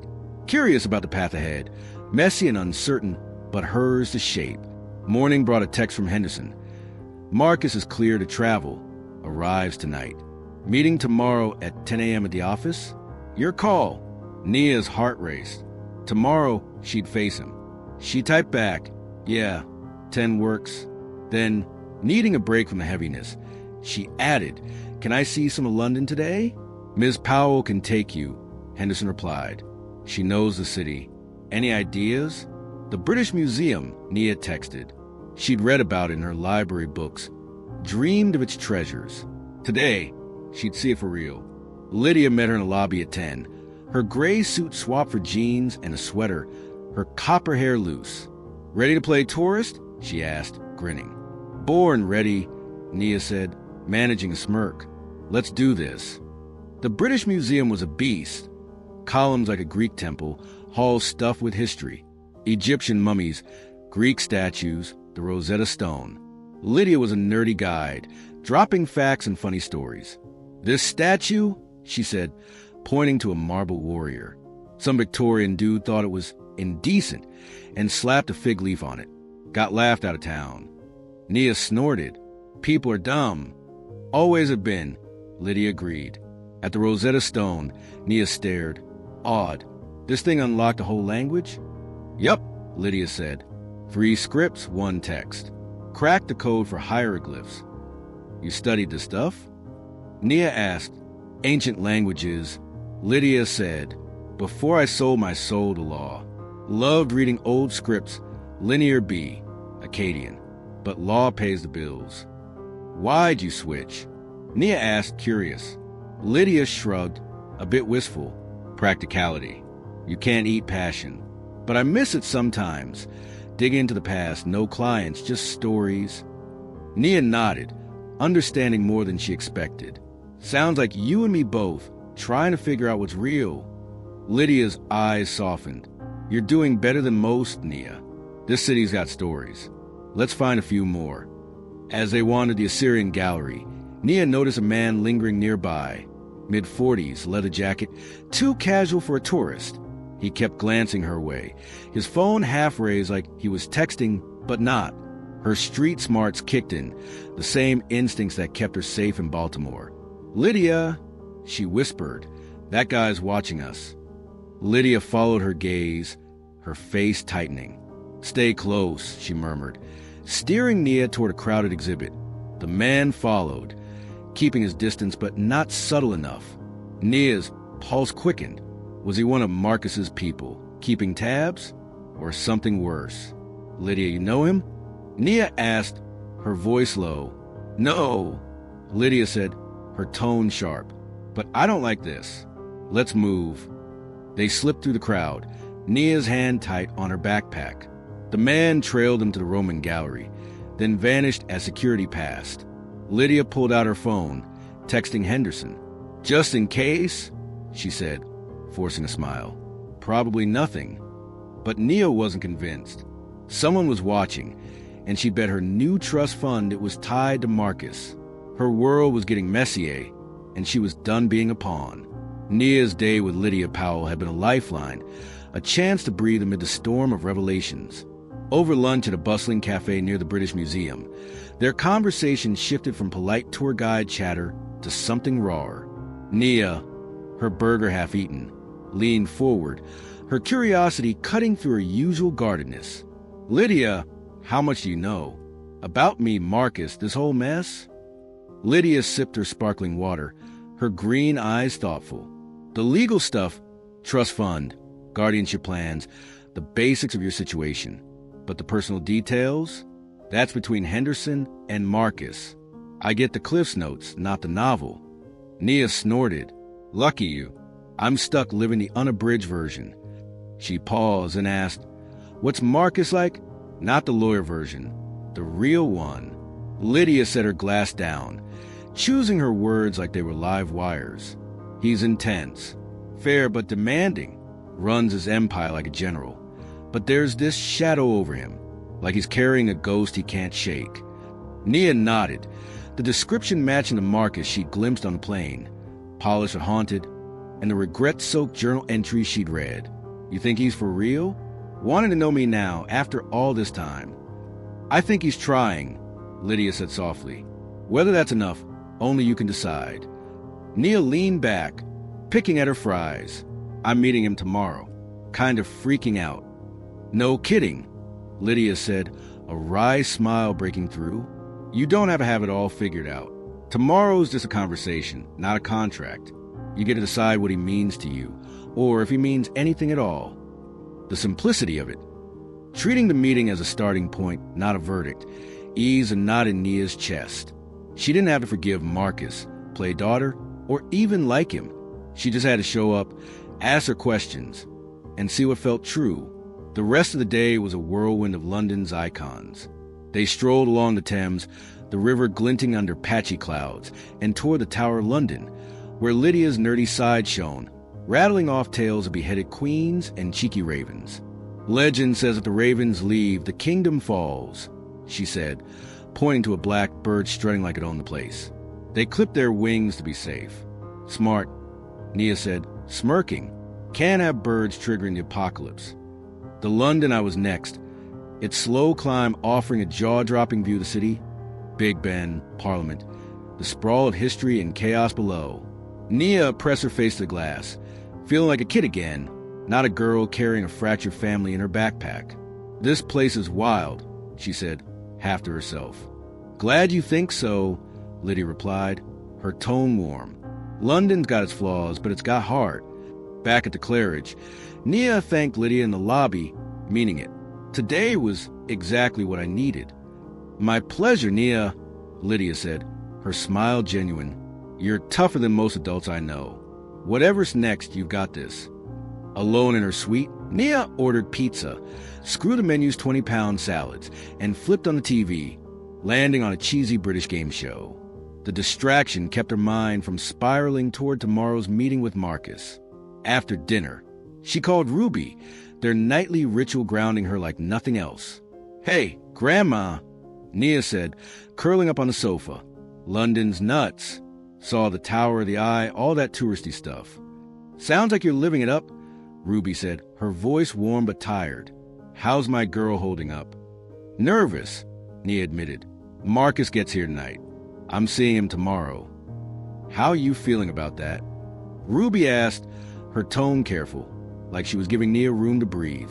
Scared, pissed, curious. Nia paused, sorting her thoughts. I read his journal, Grandma. He's been watching me my whole life. School plays, birthdays, everything. It's creepy, but I think he cares. In his messed up way. Reby hummed, thoughtful. That man's got regrets thicker than my cornbread batter. You don't owe him nothing, Nia. Not forgiveness. Not a second of your time. Listen to your gut. It'll steer you right. I will, Nia promised. I love you, Grandma. Love you too, baby. Call me after you meet him. I want to know everything. Sleep was patchy. Her dreams a jumble of the plane's turbulence, Marcus's pale face, and Lena's letter, her words echoing like a ghost. You're my everything, Nia. Always. Morning broke with gray skies and a drizzle that matched Nia's mood. She dressed in the same navy Target dress. Its familiarity a small anchor. Breakfast was a no-go. Her stomach was too twisted for food. So she sipped tea, watching rain streak the suite's windows. The clock ticked toward 10 a.m., each minute heavier than the last. At 9:30, Henderson met her in the lobby, his face kind but unreadable. Marcus arrived late last night, he said as they stepped into the damp London morning. He's resting at his place, but will be at the office for your meeting. Nia nodded, her throat tight. The reality of facing Marcus hit. like a freight train, her palms sweaty despite the chill. "There's something you should know," Henderson added as they neared the law office. "Marcus is still recovering from his heart attack. He's stable, but his doctors want him to avoid stress. He may look fragile compared to Plain." Nia's image of Marcus, the sharp-suited CEO barking orders in first class, shifted. She'd prepped for a showdown with a powerhouse, not a sick man. "Got it," she said, her voice steadier than she felt. Lydia greeted them in the office's reception, her smile warm. "He's in the small conference room. Ready, Nia?" Nia swallowed hard. "Can I go in alone first? But check on us in like 30 minutes. "Of course," Henderson said. "I'll bring tea, give you a natural pause if you need it." Lydia led her to a cozy room, armchairs, not the intimidating oval table from before. She opened the door, announced Nia, and slipped out, leaving her face-to-face with Marcus Caldwell. He stood slowly, and Henderson's warning clicked. Marcus's suit hung loose, his face pale and gaunt, cheekbones sharp under tired eyes. But those eyes, bright blue, intense, were the same ones that had locked onto hers on the plane. "Nia," he said, his voice stronger than his frame suggested. "Thank you for coming." "Mr. Caldwell," Nia said, nodding, keeping her distance by the door. Her heart pounded, but she wasn't here to cower. "Please, sit if you want," he said, gesturing to an armchair. "Or stand. This is your meeting. Nia, we do this your way." The deference through her, nothing like the entitled jerk from the plane. She perched on the chair's edge, hands clasped tight. Marcus sat, a slight wince betraying his pain. They stared at each other, father and daughter by blood, strangers by choice, searching for something familiar. "You look like Lena," Marcus said softly, a flicker of awe in his voice. "But something of me too. Your eyes, maybe, the way you hold your hands." Nia glanced at her hands, startled. She'd never thought about inheriting anything from him. "I read Mom's letter," she said, taking the reins, "and your journal from the safe deposit box." Marcus nodded, a shadow of vulnerability crossing his face. "Then you know more about me, my regrets, my failures, than almost anyone." "Why?" The word burst out, sharp with years of hurt. Why had he stayed away? Why the secrets? Why now? He sighed, hands resting on his knees, steady but deliberate. The short answer is fear. Fear of scandal, of losing my marriage, my company, my life. Later, fear of messing up yours, the life Jamal and Lena built for you. Nia's jaw tightened. "That's it? You were scared, so you bailed?" "The deeper truth," Marcus said, his voice raw, "is I was a coward. I took the easy road, money, distance, instead a hard one. Being your dad, I sent checks, funded programs, watched from afar. It was selfish, not enough." His honesty disarmed her. She braced for excuses, not this brutal self-awareness. "You watched me," she said, her voice low, accusing. "School events, my house. That's creepy, Marcus." He flinched but didn't dodge. "I know it looks that way. I told myself I was staying connected. Now I see it was about me, not you, easing my guilt without taking the risk of being known." "Did Mom know?" Nia asked, her stomach twisting. "That you were lurking?" "Not at first," he admitted. "Later, when her condition worsened, she thought she was being watched. Her doctors called it paranoia, part of her illness. But she wasn't entirely wrong. I wasn't stalking her, not like she feared, but I was there from a distance." Nia's breath caught. "Did you make her worse? Your spying, did it push her over the edge?" Pain flashed in Marcus's eyes, real and unguarded. "I've asked myself that 1,000 times. Her doctors say her psychosis, postpartum, then worse after Jamal died, was inevitable, but I can't swear my presence didn't add to her stress. It's one of my biggest regrets." Nia's anger surged, tangled with a grudging empathy. Lena's letter had painted her illness as a beast she couldn't tame, but Marcus's shadow might have fed it. "You visit her now?" she asked, needing to know. "4 times a year," he said, "when her doctors allow it. At first, she refused me. Eventually, we found a truce, not friends, but 2 people who care about you. I fund a facility. Make sure she's got the best care. It's not enough, but it's what I can do." Nia's head spun. Marcus, the ghost, had been more present in Lena's life than in hers. "Why now?" she demanded. "Why drag me to London after 12 years? "Ruby's cancer," he said. "It forced my hand. I'd planned to wait till you were older, 16, 18, when you could handle the truth better. But the idea of you in foster care of Ruby," he shook his head. "I couldn't let that happen. So, what do you want from me?" Nia's voice was sharp, cutting through the haze. "A daughter to parade around? Weekend visits?" "No," Marcus said firmly. "I want a chance to know you, for you to know me. Not to replace Jamal. He's your dad, always will be. Just an open door. Calls, emails, maybe a visit now and then on your terms."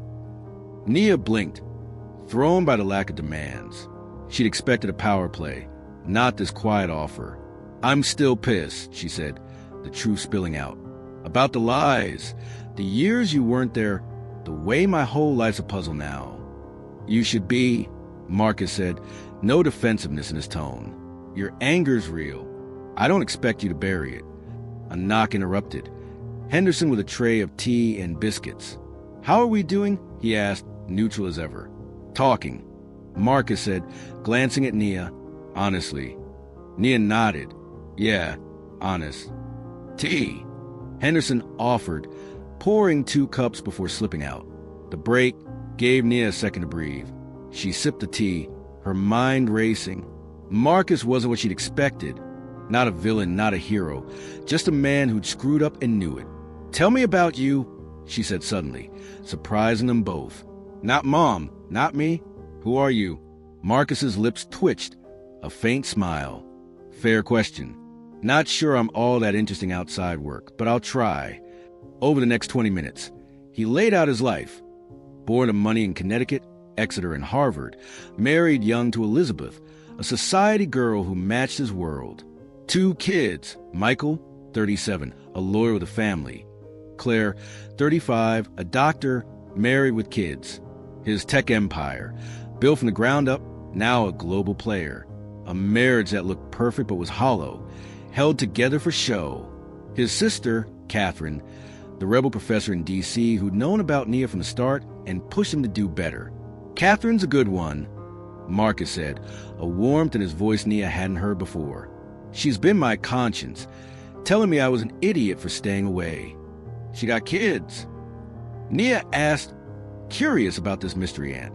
"No, never wanted them, but she's tight with Michael's and Claire's kids. She'd be there for you, too, if you wanted." Nia listened, not just to the facts, but to how Marcus told him. The pride in his work, the regret in his personal life. A man who'd wanted everything except what mattered. "Are you happy?" she asked, cutting him off mid-sentence about some tech breakthrough. He froze, setting down his cup. "No," he said after a long pause, the word heavy. "Successful, respected, comfortable, sure, but happy? Not for a long time." The rawness of it hit Nia hard. She saw herself in that honesty, the way she carried her own loneliness. "What about you?" Marcus asked. "Are you happy, Nia?" She thought about it. Baltimore's cracked streets, Ruby's love. School where she aced math, but felt like an outsider. "Sometimes," she said, "when I'm lost in a book, or when Ruby's feeling good and we watch old movies, or when I crack a math problem nobody else gets. But sometimes I'm lonely. I wish things were different." Marcus nodded. No quick fixes or promises, just hearing her. "What's next?" Nia asked, grounding herself in the practical. "I'm supposed to go back to Baltimore tomorrow." "That's the plan," Marcus said, "unless you want to stay longer. Ruby's expecting you. After that, it's up to you, calls, emails, maybe me visiting Baltimore for lunch, something low-key. And if Ruby gets sicker?" Nia pressed, needing to know. "We talk it out. You, Ruby, me, Henderson, Catherine an option, or Miss Jenkins. My home's open, but I know that's a big shift. You'd have a say, Nia, always."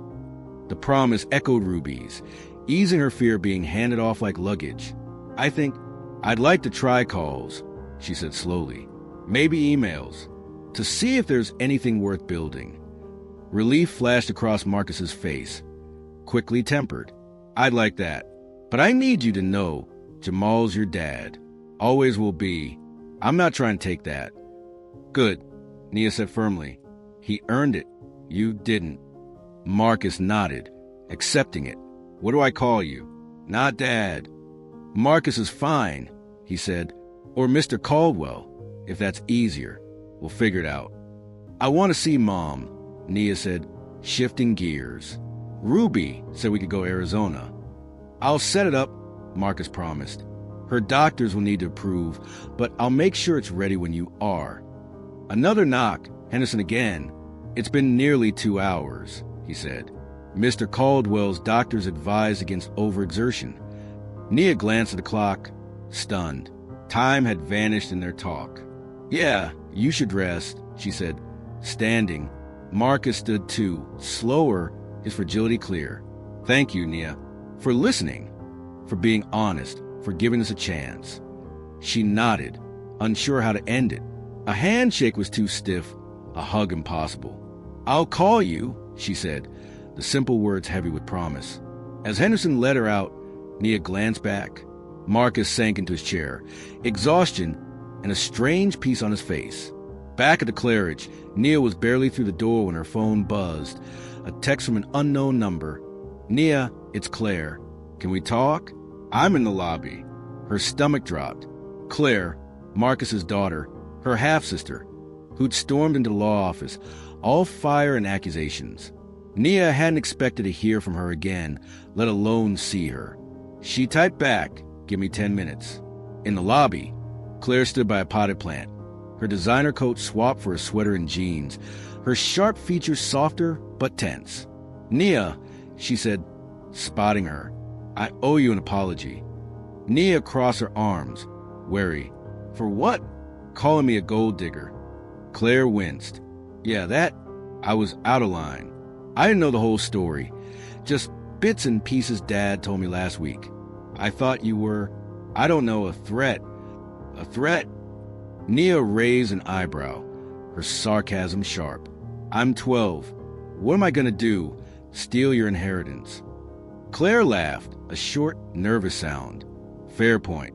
Look, I was pissed at Dad, at the secrets, at how this blindsided me. I took it out on you. I'm sorry. Nia studied her, seeing the strain in her eyes. Claire wasn't the enemy, just another person caught in Marcus's mess. Okay, Nia said finally. Apology accepted. But why are you here? I want to know you, Claire said, her voice raw. Not because Dad says so, but because you're my sister. That's weird to say, but it's true. I don't know what that means yet, but I'd like to find out. Nia's guard softened just a fraction. I'm leaving tomorrow, back to Baltimore. Then we start there, Claire said. Emails, calls, whatever you're cool with. I'm in D.C. sometimes for work, not far. Maybe we can meet up someday. Maybe, Nia said, not committing but not closing the door. I gotta think about it. Fair, Claire said, a small smile breaking through. I'm not going anywhere. The flight back to Baltimore was smooth, a stark contrast to the chaos of her journey to London. No turbulence, no heart attacks, no life-shattering confessions. Nia spent the hours reading The Secret Garden, the photo of Lena and Jamal tucked inside, her mom's letter and Marcus's contact info in an envelope from Henderson. He'd seen her off at the hotel, saying Marcus wanted to be there, but didn't want to crowd her. Part of Nia was relieved. Part of her wished he'd shown up, proof their talk wasn't a dream. As the plane descended, Baltimore's skyline came into view, grittier than London's, but home. Nia's heart lifted at the thought of Reby, her anchor through all this. At baggage claim, she spotted her grandma, thinner, wearing her church hat on a Wednesday, clutching her purse like a lifeline. Grandma! Nia called, running into her arms. There's my girl, Reby said, her embrace warm with coconut lotion and love. Missed you something fierce. Miss you, too, Nia said, her voice muffled against Ruby's shoulder. They held on, the world fading for a moment. Let's grab your bag and get home. Reby said, keeping an arm around Nia. Miss Jenkins made her chicken and dumplings for you. Nia grinned, the normalcy of it soothing her. The drive through Baltimore in Mr. Robinson's old Buick was a return to reality. Boarded up houses next to vibrant row homes, kids dodging sprinklers, old men playing chess on stoops. Her world messy but hers. At their street, a surprise waited. A small crowd on their porch. Miss Jenkins, Mr. J from the corner store, Tanya and her mom, Pastor Green. A banner read, "Welcome home." "Nia, what's this?" Nia asked, her throat tight. "Just folks who love you," Reby said. "Word got out you were back." The gathering was simple. Paper plates, laughter, Tanya grilling Nia about London, Pastor Green praying for her safe return. It was the opposite of London's polished wealth. But here, with people who'd known her forever, Nia felt whole. That night, in her tiny bedroom, Nia lay awake, the locket on her nightstand. Tomorrow, she and Reby would plan the trip to Arizona to see Lena. Marcus had texted, promising to handle the logistics. Claire had emailed a short note saying she'd call next week. Even Lydia had sent a message wishing her luck. Nia's world had cracked open, but it wasn't broken.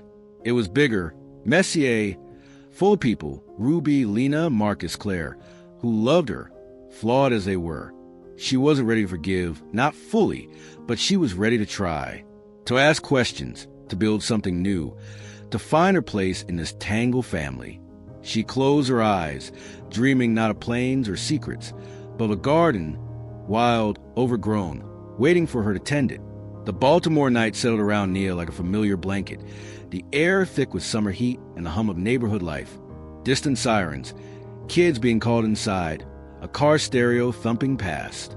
The welcome home crowd had dispersed, leaving paper plates and laughter in their wake. Nia sat on the porch swing, its creak a steady heartbeat, watching fireflies flicker in the dusk. The weight of London, Marcus's revelation, Lena's letter, the safe deposit box, felt both massive and strangely manageable here, grounded by the cracked pavement and Ryby's steady presence. Reby emerged from the kitchen, dish towel slung over her shoulder, and eased onto the swing, though it groaned under their combined weight, a sound as comforting as gospel on Sunday mornings. They rocked in silence, the rhythm sinking their breaths. "You want to talk about it?" Reby asked finally, her voice low, no pressure. "About Marcus? About what's next?" Nia chewed her lip, sorting the chaos in her head. "I told him I'd try calls, maybe emails, just to see if there's anything worth holding on to." Reby nodded, her face unreadable in the dim light. "And how's that sitting with you?" "Confused," Nia admitted, her voice raw. "Part of me's still pissed. At him for bailing, at Mom for hiding it, even at you sometimes." She glanced at Reby, bracing for hurt, but her grandma's eyes were steady. No judgment. "That's fair," Reby said. "You got every right to be mad when folks keep secrets, even if they thought they were protecting you." The acceptance loosened something in Nia's chest. "But I'm curious, too, about him, his family. What it'd be like to have more people in my corner." Ruby's lips curved, not quite a smile. "That's human, baby. Family's a mess, always has been. It ain't just blood. It's who shows up day in, day out. Jamal showed up. I've tried to. Marcus, he's late to the party, but he's trying. Whether that means anything depends on improving it." Nia leaned into the swing's creak, letting Ruby's words settle. "I don't have to figure it all out now, do I?" "Hell no," Reby said, a rare chuckle breaking through. "You're 12, Nia. You got time to decide what Marcus Caldwell means to you, or if he means nothing at all. Listen to your gut. It'll point you right." The simplicity of it, no demands, just trust, felt like a lifeline. "We're still going to see Mom, right? In Arizona?" "Damn straight," Reby said. "Marcus called while you were flying. He's got all set up flights, hotel, the works. If her doctors give the green light, we go next month." Nia's heart skipped, excitement and fear tangling. Seeing Lena after 5 years, knowing about her illness, Marcus, everything, it was a lot. "What's she like now? When you talk to her?" Ruby's gaze softened, thoughtful. "She's got good days and rough ones. On the good ones, she's Lena, sharp, asking about you, your school, your math trophies. On the bad ones, she's lost, confused, paranoid sometimes. It ain't her fault, just her mind fighting itself. Does she know I know? About Marcus? Yeah, Ruby said. I told her after your first call from London. She was clear that day. Thank God. Worried how you'd take it, but relieved, too. Secrets weigh heavy, especially on a mind like hers. Nia nodded. The idea of Lena carrying that burden hitting hard. Do you think we'll ever be normal? Ruby's laugh was soft, bittersweet. Normal? Child, ain't no such thing. Every family's got its scars, its secrets. Some just hide them better. But if you're asking if we'll find something that works, something that holds you up, yeah, I believe that. It won't look like a TV sitcom, but it'll be ours. The words wrapped around Nia like a hug, not promising perfection, but offering hope. As fireflies danced, she felt a fragile peace take root, not closure, but a step towards something real. Inside, in her room with its peeling butterfly wallpaper and overflowing bookshelves, Nia pulled out the gold locket from Marcus's safe deposit box. She opened it, studying Lena's dimpled smile and Marcus's younger, unburdened face. Two people whose fleeting connection had made her, whose choices, good, bad, messy, had shaped her world. She placed the locket in her keepsake box, next to Jamal's photo from her 4th birthday, a pressed flower from Lena's old garden, the ribbon from her spelling bee win. Not on display, not hidden, just part of her story. Sleep came easier than it had in London, her dreams softer, filled with fireflies and the creak of the porch swing. For weeks later, Baltimore's July heat was suffocating, the air thick enough to chew. Marcus's arrangements were, as promised, flawless. First-class tickets, a sleek hotel near Sedona's Red Rocks, a driver to handle the logistics. Nia and Ruby flew west. The planes hum a stark contrast to the turbulence of her London trip. Nia spent the flight gripping Lena's letter, rereading it, her mom's words a mix of love and pain. The facility wasn't the cold, sterile hospital Nia had pictured from movies. It looked like a desert spa, adobe buildings, cacti blooming along paths, a quiet that felt intentional. Dr. Littlefeather, Lena's psychiatrist, met them for an orientation, her calm presence steadying Nia's nerves. Lena's having a good day, she said, her dark eyes kind. She's been preparing for this, working with her therapist to stay grounded. Will she know me? Nia asked, the question that had haunted her since the flight. Yes, Dr. Littlefeather said. Her memory's intact. She talks about you constantly. The challenge is when emotions overwhelm her. She might disconnect, not because she doesn't love you, but because her mind protects itself. Nia nodded, clinging to the explanation as they were led through a sunlit atrium to a garden courtyard. Lena sat there, sketching, her back to them. Her hair, once short, was now a cascade of silver curls catching the light, thinner than Nia remembered. But when she turned, that dimple, the one Nia saw in her own mirror, flashed. Nia, Lena breathed, her sketch pad sliding to ground as she stood. Oh my God, look at you. Nia froze, the years collapsing. Lena was real. Here, system. Here, not a ghost or a threat, but her mother, alive and present. Mom. Nia managed, her voice thick with everything. Longing, anger, hope. They moved toward each other, slow, like they were both afraid to break the moment. When they embraced, Nia cataloged every detail. Lena's lavender shampoo, different from the coconut of her childhood. The sharp edge of her shoulders under her cotton dress. The tremor in her hands resting on Nia's back. It wasn't the reunion of storybooks, but it was real. You've grown so much, Lena said, pulling back to study Nia's face, her eyes hungry for every detail. Not my little girl anymore. I'm still me, Nia said, needing to anchor them both. Just taller. Lena's smile widened, her dimple deepening. Still my brave, brilliant girl. Ruby hung back, giving them space, her own emotions flickering across her face. Eliza, she said softly, stepping forward. You're looking well. Mama, Lena said, reaching for Ruby's hand while keeping one on Nia's shoulder. like she feared Nia might vanish. Thank you for everything. The three stood, a triangle of connection. Ruby's resilience, Lena's fragile strength, Nia's tentative hope. They sat under a vine-draped pergola, talking about school, Baltimore, Lena's art therapy. Beneath the small talk ran deeper currents. Years lost, truths revealed, a family reshaped. You know about Marcus now, Lena said, broaching the subject Nia had danced around. You've met him? Nia nodded. On the plane, then in London. We've emailed a bit. Are you angry with me?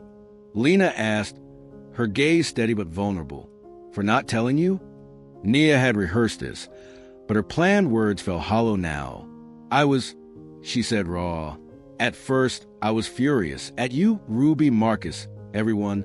But now, I get it. Why you left. Why you chose a facility. I don't like it, but I get it. Lena's eyes shimmered with tears. Leaving you was the hardest thing I've ever done. I wasn't safe for you. Not physically, but my headspace, my episodes. They were toxic. I had to go. I know, Nia said, her voice soft. I didn't then. I just felt ditched.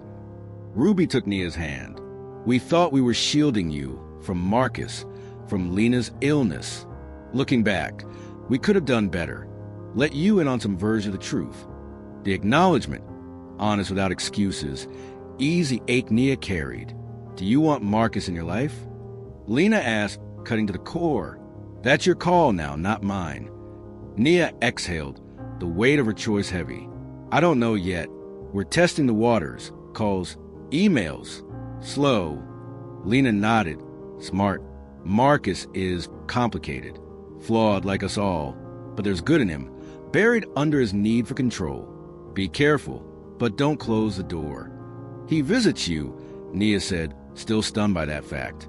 Regularly? For times a year, Lena confirmed. I didn't want to see him at first. Now it's a truce. We talk about you, your school, your math, your life. It's all we've got in common, wanting you to shine. Nia's heart twisted, picturing them. Two broken people, orbiting her from opposite sides. Do you think I should forgive him? She asked, the question slipping out. Lena took her hand, completing the circuit with Ruby. Forgiveness is an ode, it's a choice. Relationships, done right, can heal, not just hurt. Trust your instincts, Nia. They're sharp. The words landed like a gift, not dictating her path, but trusting her to find it. They spent the afternoon wandering the grounds, eating in the dining hall where residents greeted Lena warmly, flipping through her sketchbook, vibrant desert scenes, portraits of Nia from memory. Lena drifted at times, her focus slipping, but she'd pull herself back with effort, a quiet fight Nia respected. As Dr. Littlefeather signaled the visit's end, Nia felt full and empty, grateful for these hours, aching for the everyday moments they'd lost. Can I come back? She asked, standing in the garden where they'd reunited. I'd love that, Lena said, her voice steady despite the strain in her eyes. Dr. Littlefeather thinks we can build on this, maybe not often, but regularly. The promise of future visits, however spaced out, sparked hope. Their goodbye was tearful but not crushing, a pause, not a break. Lena whispered, You're not just my daughter or Jamal's or Marcus's. You're Nia, whole and enough. Don't forget it. Back in Baltimore, life settled into a new rhythm. Marcus's emails came weekly, cautious but warm, sharing bits of his life, a tech deal, a quiet weekend in Connecticut, while asking about Nia's. She replied, guarded but open, mentioning a math Olympiad win, a book she loved, keeping it light.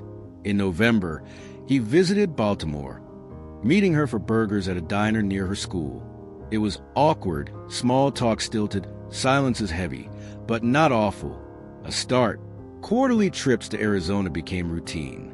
Sometimes Ruby came. Sometimes, as Nia grew more comfortable traveling. She went alone, Marcus's team handling every detail. Lena's good days were treasures, laughing over old stories, sketching together. Her bad days were harder, her mind slipping. But even then, Nia felt their bond, fragile but unbroken. Ruby remained Nia's rock, her daily constant. As Nia learned more about human messiness, her gratitude for Ruby's steady love deepened. In March, post-13th birthday, Marcus suggested meeting his sister, Catherine, at a D.C. museum showcasing African-American artists. Catherine was a revelation, blunt, funny, her laugh infectious. Over coffee in a museum cafe, she didn't sugarcoat Marcus. He's trying in his buttoned-up way. This is new for him, being open, risking rejection. You knew about me from the start? Nia asked, already at ease with her. Day one, Catherine said. When Lena told him she was pregnant, I told him to leave his marriage. Own up to you, he wasn't ready. Took him years to grow a spine. The honesty, free of excuses, helped Nia see Marcus clearer. Not a monster, not a saint, just a man stumbling toward better. One evening, as Nia and Reby sat on the porch swing, a car lingered too long across the street, its tinted windows glinting under a streetlight. Nia's instincts, honed on Baltimore's rougher corners, prickled. Grandma, that car's been there too long. Reby squinted, her face tightening. Stay here. She marched inside, returned with her phone, already dialing. Mr. Robinson, you see that sedan on the corner? Been there 20 minutes. Nia's mind flashed the man in the museum, the one Lydia had brushed off. Was someone still watching her? Marcus's journal had admitted to surveillance. School events, her house. Was this him or something else? Mr. Robinson, their church deacon, strolled over, casual but sharp-eyed. The car peeled away before he reached it, leaving only tire marks and questions. Later, Nia texted Lydia.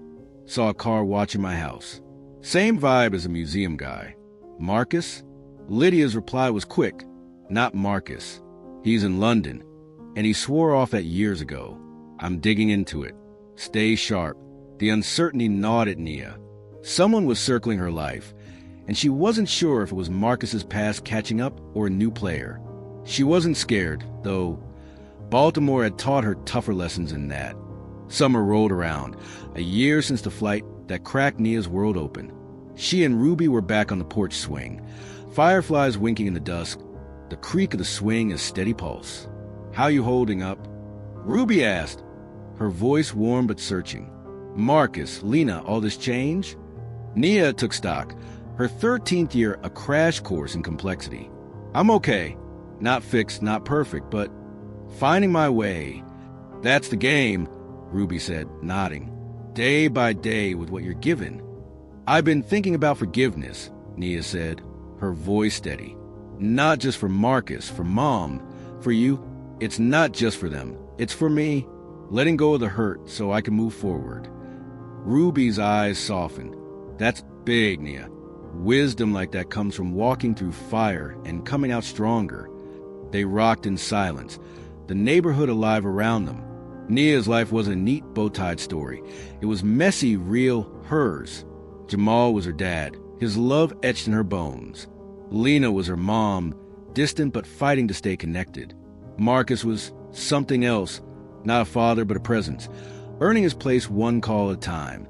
And Catherine, Claire, even Lydia, they were threads in a tapestry Nia was still weaving. 2 years later, Nia stood in her high school's auditorium, clutching a math trophy, her name echoing as the crowd cheered. Reby sat in the front row, her cancer in remission, her smile brighter than the stage lights. Lena was there too, on a rare good day, her sketchpad open to capture Nia's triumph. Marcus sat a few rows back, his presence quiet but steady, a text from Claire in Nia's pocket promising a celebratory dinner in D.C. The mysterious car never reappeared, but Lydia's digging had turned up a lead, an old associate of Marcus's, tied his early surveillance, acting on outdated orders. Marcus had shut it down, his apology raw and unpolished, a step toward trust. Nia's family wasn't normal. It was better, a mosaic of choice, resilience, and love, stitched together by truth. She wasn't just their daughter. She was Nia Jackson, whole, fierce, ready for whatever came next. The insight into Marcus's journey, not as justification for his absence, but as context for his current efforts, helped Nia see her biological father with greater clarity. Not a villain or a hero, but a flawed human who had made selfish choices and was now belatedly attempting to make different ones. When summer arrived again, Marking a year since the fateful flight that had begun this journey of discovery, Nia found herself sitting on the porch swing with Reby, watching fireflies emerge in the gathering dusk, just as they had upon her return from London 12 months earlier. "How you doing with all of it?" Reby asked, the creaking rhythm of the swing underlining the familiar question. "With Marcus, with your mother, with everything that's changed this past year?" Nia considered the question seriously, taking stock of her emotional landscape in a way that had become habitual during this year of adaptation and growth. "I think I'm okay," she said finally. "Not perfectly fine, not completely healed, or whatever, but okay. Finding my way. That's all any of us can do," Reby said approvingly. "Find our way day by day with the people and circumstances we're given. I've been thinking about forgiveness," Nia said after a moment of companionable silence. "Not just forgiving Marcus for not being there all those years, but forgiving Mom for leaving, even though I understand better now why she felt she had to. Forgiving you for keeping secrets, even though you thought you were protecting me." Reby nodded, listening without interruption. "And I've realized something," Nia continued. "Forgiveness isn't just something you give other people. It's something you give to yourself too. Permission to move forward without carrying all the hurt and anger, even when the hurt and anger were justified." The insight, hard-won through months of processing her complex family situation, felt significant, a milestone in her ongoing journey toward integration and healing. "That's wisdom beyond your years, child," Reby said softly. "The kind that can only come through living through hard things and finding your way to the other side." As they continued rocking in comfortable silence, Nia reflected on the extraordinary chain of events that had begun 1 year ago when she boarded a plane as one person and disembarked as another. Not fundamentally changed in her essence, but expanded in her understanding of herself and the complex web of relationships that had shaped her existence. Jamal was still her father in the ways that mattered most. The man who had chosen her, loved her, given her his name and his protection for the precious years they had together. Her mother remained a complex presence in her life, physically distant due to her illness, but emotionally reconnected through their quarterly visits and the healing they offered both of them. And Marcus, he was becoming something Nia hadn't initially believed possible. Not a replacement father, never that, but a significant adult in her life who contributed value, perspective, and a different kind of care than she had known before. Their relationship was still evolving, still finding its unique shape, but it had moved beyond the anger and confusion of their initial reconnection to something with potential for mutual growth and understanding. The poor 12-year-old black girl from Baltimore and the wealthy white businessman who had watched her from a distance for years had found in the aftermath of a dramatic mid-air revelation not a conventional father-daughter relationship, but something perhaps more authentic, a connection based on truth, choice, and growing mutual respect rather than obligation or romanticized ideals of family. As night settled fully over the neighborhood and the fireflies performed their luminous dance against the darkness, Nia felt a deep sense of peace. Not because all questions had been answered or all wounds fully healed, but because she had found her way to a place where the complications of her origins and the revelations of the past year had been incorporated into a more complete understanding of herself and her place in the world. The whispered words that had once made her cry, "I'm your father," no longer held the power to shatter her sense of identity. Instead, they had become simply one truth among many, one strand in the complex tapestry of connections, choices, and circumstances that had shaped her life and would continue to inform her future. Whatever challenges lay ahead, and there would be many as she navigated adolescence, her grandmother's health, her mother's ongoing illness, and her evolving relationship with Marcus, Nia faced him now with eyes open to both the pain and the possibility inherent in human connection. The journey that had begun in turbulence and revelation continued in a different key, not without difficulty or occasional setbacks, but with a hard-won wisdom that would serve her well in all the chapters yet to come. If Nia's journey moved you, hit that like button and subscribe for more stories about family, identity, and the ties that bind us. Share your thoughts in the comments. What hit you hardest about her story?